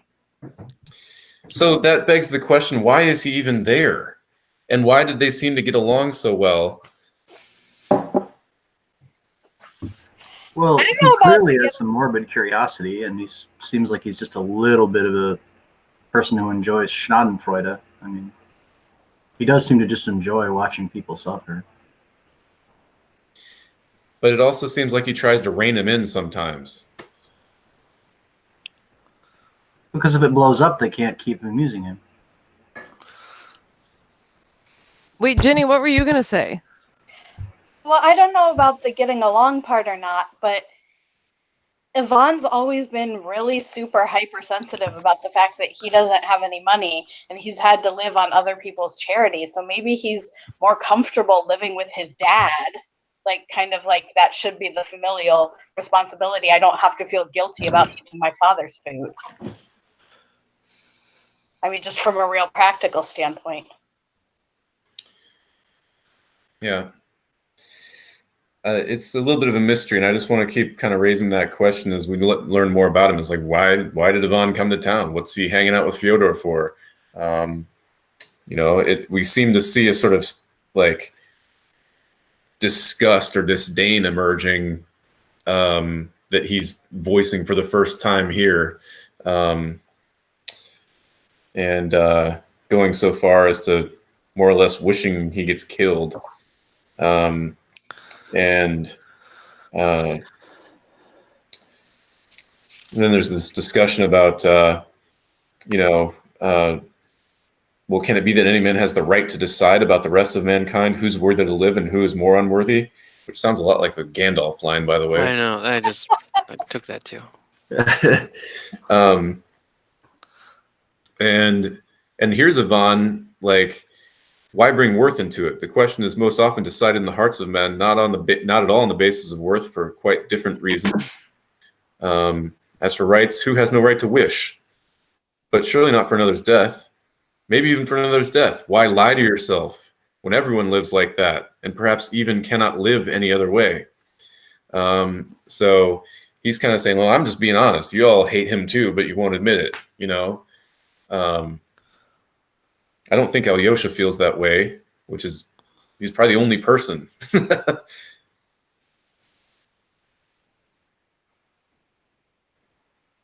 And he even asks, in that case, this is Ivan, what are you getting at? What I said about two vipers eating each other up? In that case, let me ask you, do you consider me capable, like Dmitri, of shedding Aesop's blood? Well, of killing him?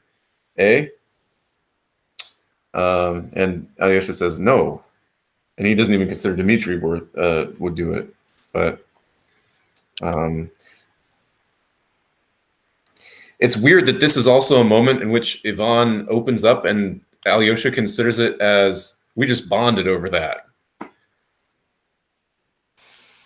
He saw this as a step that Ivan took towards him, but he feels a little unsettled about it. Like, why are you suddenly stepping towards me, and this is the way you're letting me in on the picture? It's like, yeah, I'm cool if Dad dies, Well, yeah, he basically says, like, right after the part we're just reading, like, I'm not gonna commit the murder. I'll protect Dad, but I'm still gonna wish he's dead, basically. I mean, that might be a word paraphrasing, but I mean, I feel like, oh, sorry, go ahead, Jenny. I don't know, I was kind of fizzling out. What were you saying? I feel like it kind of makes sense to me. Like, Ivan, to me, has always seemed like he's had this facade. And again, it's muddling some of these categories that we've had. We've thought of Dmitri as the angry one, and Ivan gets really pissed. And I feel like there's this moment where Elliot is just like, whoa, what's going on? And they kind of talk about it. And so it's a moment where I think especially like we've heard that Dmitri and Alyosha kind of immediately connected, but Ivan has kept everyone at arm's length. And by admitting some of these things to Alyosha, Alyosha's like, yeah, I feel a little uncomfortable because the way you chose to open up to me was to be like, I wish Dad was dead. But on the other hand, at least you finally told me something other than just, you know what I mean? Because I think we've seen that aspect of Ivan, the performer who can argue any side of a case. And this is the first time he's genuinely seen to say something. You know, his facade went down. He became vulnerable almost in some sort of way. Yeah. And you just made me realize in saying that there's a certain parallel between him and Smerdyakov as the two characters who feel particularly sensitive and wounded about their origins. Ivan grew up with that sense of pride and the awareness that he was living on other people's hospitality, and this kind of wounded sense of I should have had this inheritance and I'm having to earn my own way through school and all that. And he seems to be really bitter about having kind of been denied the easy access to higher society that he feels maybe entitled to. Maybe I'm overreaching there, but Smerdyakov is born with this heavy burden of just being, the scum of society with a name that, belittles him every time anyone says it, and seems to have a grudge, and he's taking it out on Grigory here. But I just noticed that there are two characters that seem to be really holding grudges. Dmitri seems pissed, but mainly if he got his money, he would probably, move on. And he doesn't like him, but I don't sense that Dmitri carries that same level of, like, he's just a desperate person that needs to get out of a sticky situation and doesn't like his dad. But Ivan seems to secretly hate his guts, I don't think you're overstating that at all. And that just made me, I don't know if you got to this point in your rereading, because I know you didn't get through, but Smerdyakov gets sent to Moscow to take this cooking class, right? And comes back wearing fancy clothes and trying to be higher class than he is. They talk about how he doesn't like anybody, but he'll spend hours brushing his shoes. So I do feel like that. And then I think what's interesting is we talked last week about Alyosha, or was it 2 weeks ago, about how Alyosha was characterized as the person you could drop in any city and he wouldn't starve. I'd never made that connection before, that he and Dmitri are kind of flip sides of the same coin, right? Neither of them ask where the money's coming from. And in Dmitri, we see it as this drunk wastrel, and in Alyosha. But both imagine being a brother Melissa, to, or in a relationship. Your signal's going in and out. Yeah, I think you need to open the door to the room for the internet, because that last 15 seconds just got really, really choppy.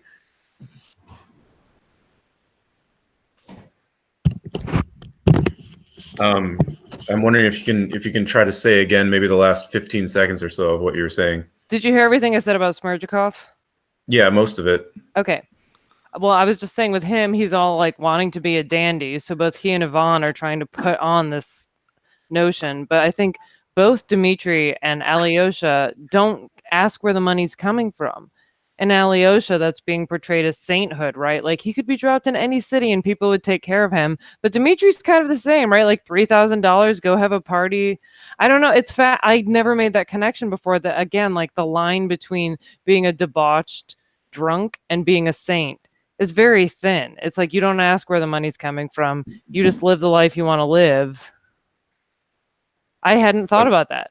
I think that's an interesting connection, because in this chapter, Alyosha talks about he and Dmitri kind of naturally got along. So anyway, I think it's interesting. Before everyone signs off and we lose all steam, I want to make sure we talk about Katerina and Grushenka and that whole drama that goes down at Katerina's house. So does anyone have I rushed through this section. I'm familiar with it, but if anyone else has a good way of putting a question or starting a conversation there, I'd appreciate that.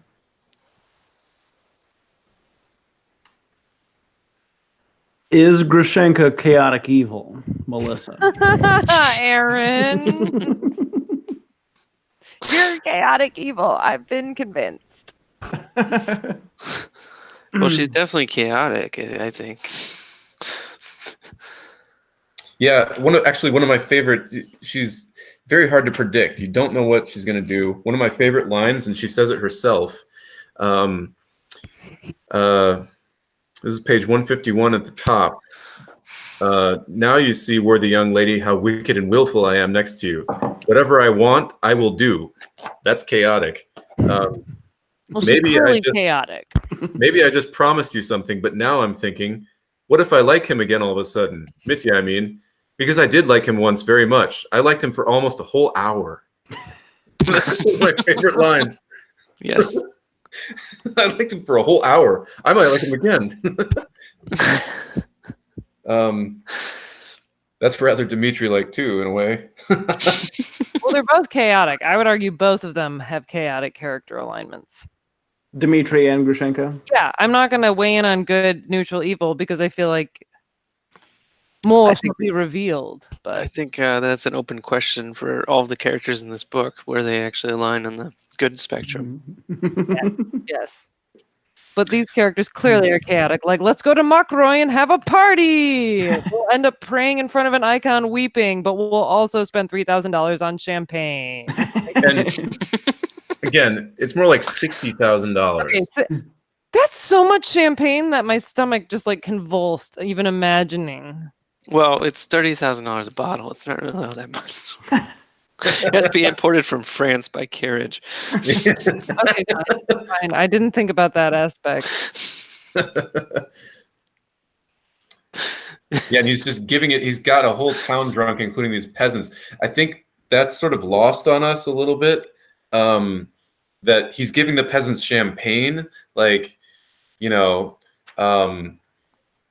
that's like maybe for us more the equivalent of like, you know. You just bought the whole bar a pour of Dom Perignon, you know, like not just any champagne. This is like, these people would never otherwise have had a taste of this in their life. They just drink kvass. Dude, get me some. I love that. That's slightly alcoholic bread water. And it's delicious. But I mean, I think an important question, or one way we could phrase the question, is who really is, like, is Katerina a good person in this scene? Is Grushenka evil? Like, I feel like that's kind of the clear, easy way to read Well, I this think scene. the funny part is that they're not. I mean, Katerina's obviously conniving and plotting, and like. But still, I hate Grushenka so much. So I want somebody to convince me why I shouldn't hate Grushenka. Like, I think Katerina's a hot mess. Because she's an empowered woman, okay? She's kind of a bee, though. Like, I think it's getting what she wants. I think it's hard to sympathize with Grushenka just because when Dmitri calls her the mother of all infernal women at one point, like I mean, it's not said lightly, you know. and look, like, I don't care about the fact that she's sleeping with half the men in this apparently small Russian town. What I feel like is, like, what she did to Katerina is pretty mean. Like, that's. But Katerina was probably. To me, I feel like I have actually lived through as a person as having someone who's like, no, I'm going to be your friend. And then, like, that seems totally unnecessary, right? Like, Katerina asked her to come. Why not just be like, I'm not coming over, but instead she comes over and plays this game until Alyosha's there. Like, she deliberately sets up, she even says, I don't have the page, but she's like, Alyoshenka, I created this scene for you, right? Like, she wanted him to see this. Isn't Katerina kind of mean girlsing her as well? Like, here's this rich girl bringing in this kept woman. Like, I'll be friends to your face if I can get what I want from this interaction. It's highly strategic. I feel like I've tried to date both of these women. At the same time, Dmitri? Oh, obviously. But where Katerina is, she's somebody who is trying to pull the puppet strings. She's trying to save him, but it's more about, it feels like it's all about control. Whether it's Grushenka or Dmitri or Alyosha, she's really trying to orchestrate the scene. I think that's true, but I still don't think there's any denying that, like, I don't think it, like, Katerina didn't try to humiliate Grushenka, and Grushenka like, I get that there's a class element, I get that there's a whole, like, fallen woman versus good woman, but, like, that's just so mean. Talk to him for hours and say, yes, I'm going to let you have your fiance back. And then wait until that guy's brother's in the room. And then it's like, maybe not. In fact, like, you know, I liked him for an hour. Maybe I'll sleep with him again. Like, that to me is just brutal. And let me tell you, I haven't tried to date that girl, but I've tried to be friends with that girl many times. And I have no patience for it anymore. Like, it is not that hard not to sleep with Dmitri. Just don't do it. They were both playing each other, though, I think. Right. And well, Grushenka is like each other, but Katerina is playing Grushenka in a different way. Like Grushenka deliberately, like the fact that she turns to Alyosha and says, "I set up this scene for you." That's like cold. Yeah. While Grushenka is more like social taboo, bad stuff. I don't, you know, the intention behind what Katerina was doing, it was questionable for me. You kind of almost wonder if Grushenka actually has a plan, or if she's just like, her plan is to have no plan. I'm with that. I'm with Michael on that. I'm with that. She saw an opportunity here, and now she's like, I'm gonna make this my own thing. You're not gonna get to use me as a tool. But if I can just make a point of order, guys, please try not to interrupt each other. Let people finish their thoughts. There was a lot of kind of chaotic, and as not just out of politeness, but also because over an internet connection, it becomes unintelligible when two people are trying to interject. So please try to let people finish their thoughts. The thought I had going on as we discussed this, that draws parallels with some of the other characters, we've heard a couple times about like, you know, people having this moment of realizing they can assert power or revenge over somebody. Dmitri had that moment of the you know, the thought passed through his head where I could be an evil tarantula and squash this girl, you know.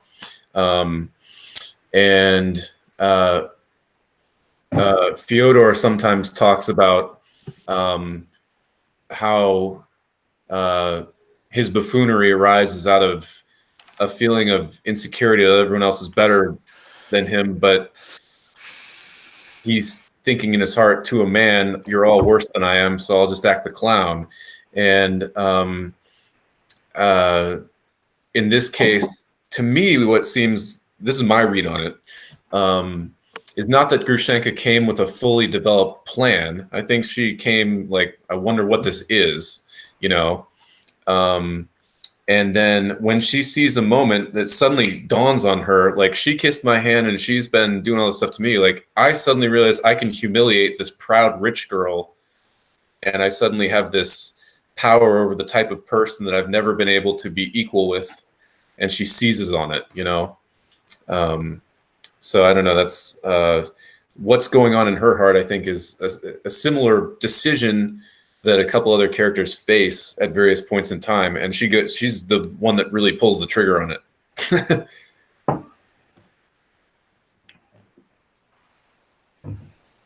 I think that's a really great read, and I think it makes me want to be a little bit more sympathetic with Grushenka, because the thing I always disliked about her is not that she was mean, but that she particularly seemed to enjoy it.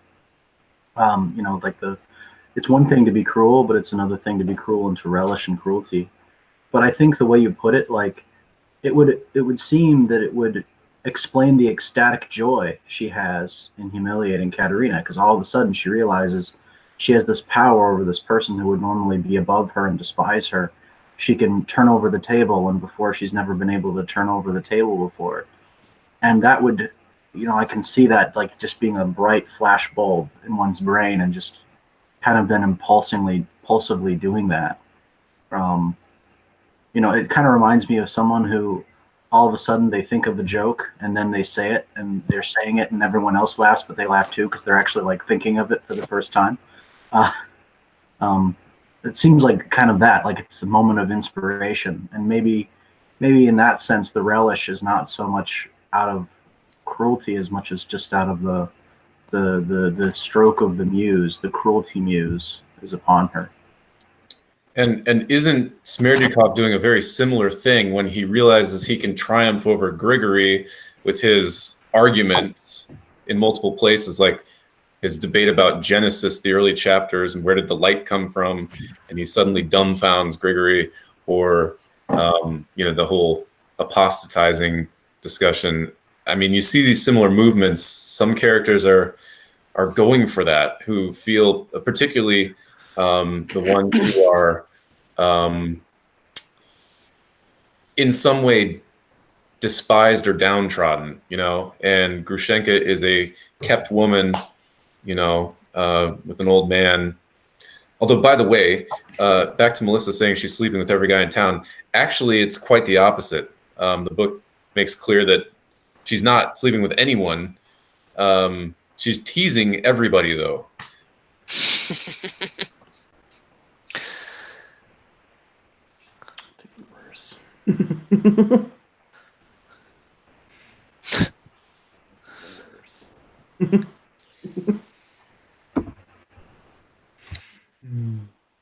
Well, so it sounds like she and Fyodor deserve each other, is what we're saying.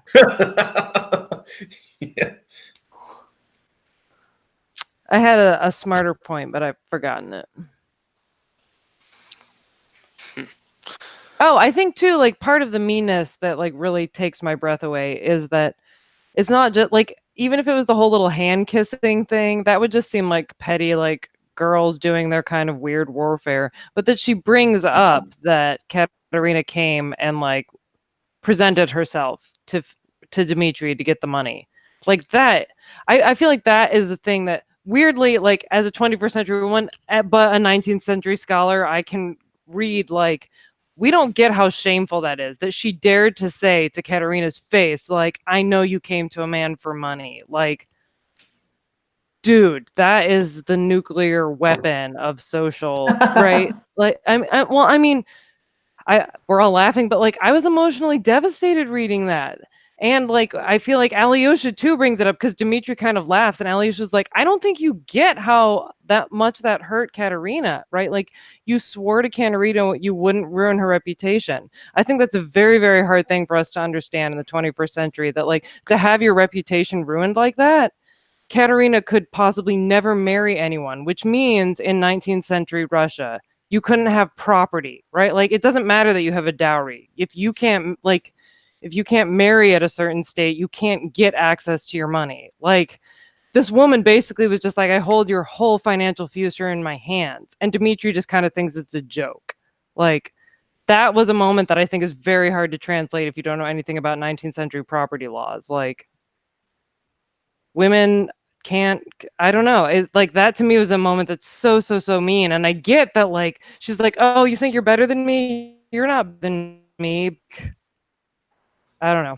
That was a moment that to me was just like devastating. And that Dmitri thinks it's funny makes me want to punch him in his face. That's a great point. Thank you for providing some context to that. I mean, I don't know. That's like American inheritance laws. I don't know exactly how Russian inheritance laws are. I just know that women often have a very, very hard time accessing their property. And if you ruin their reputation and they can't get married, it gets harder. Yeah, and even if it doesn't extend nearly that far, it's still, like you said, the nuclear weapon. Like, if you ruin a woman's reputation, that's the end of your social existence, pretty much. Like, now calling someone a slut is kind of mean, but it's like, who cares? But then it's basically like, no one's going to marry you. Game over. Like, that's not just like a petty remark. That's like, and I get that Grushenka's already ruined, but it's like, she's telling another woman, I could ruin you financially forever.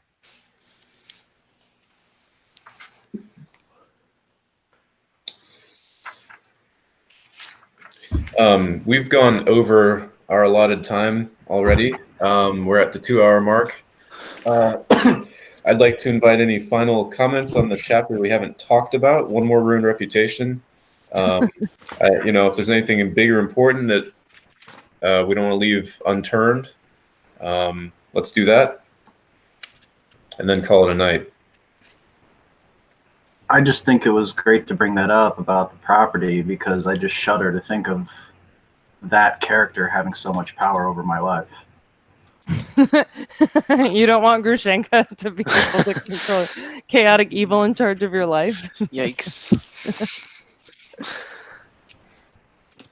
I said this in the car, and I had never, until McGee asked 1 or 2 weeks ago, like, if you're noticing parallels, I never noticed that we hear the whole story of how Katerina wrote Dmitri a love letter, and then we end this chapter by hearing how Alyosha gets a love letter. Like, I mean, it's actually a pretty nice way to end the chapter, but I'd never before thought that we had those two, like, in this short period of time. Everybody gets a love letter. You get a love letter. You get a love letter.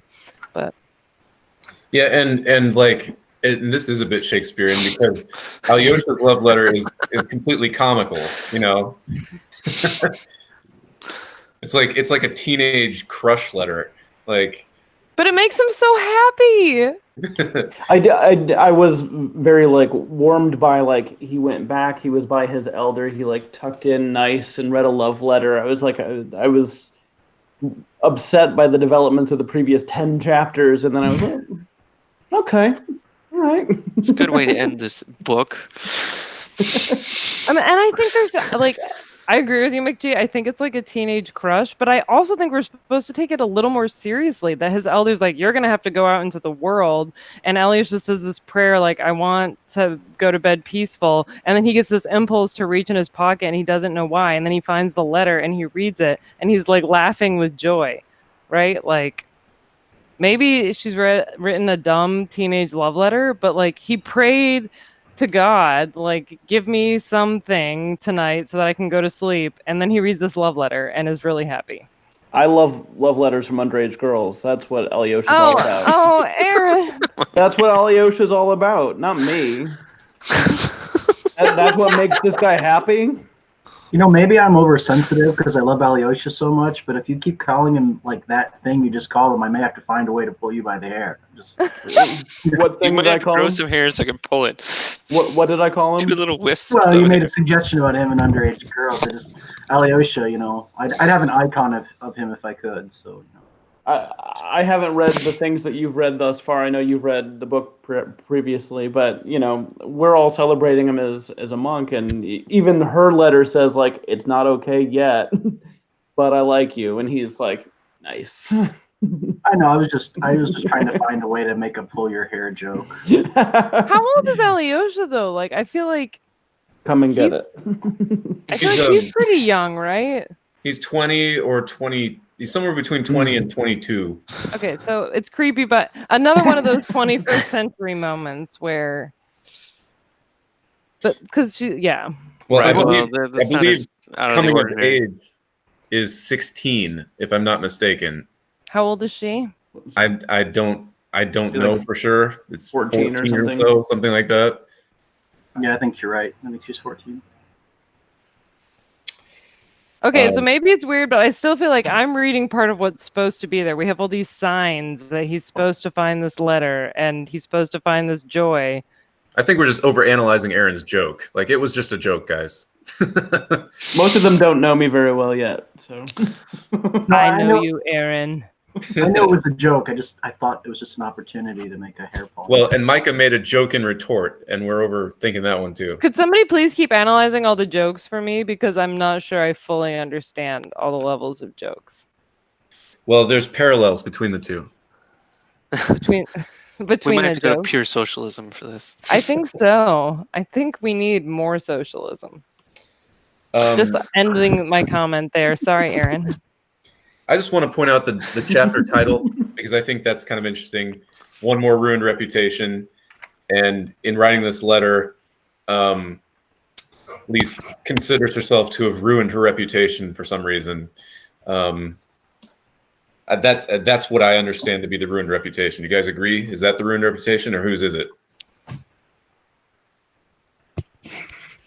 I agree.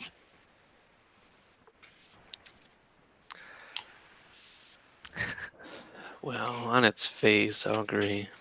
But Oh, I on think its there's probably face? something else. But Prima facie. you know, But when you say that you think there's something else, is it because of future events that you cannot yet include in your assessment? because it's Dostoevsky and it's not that simple.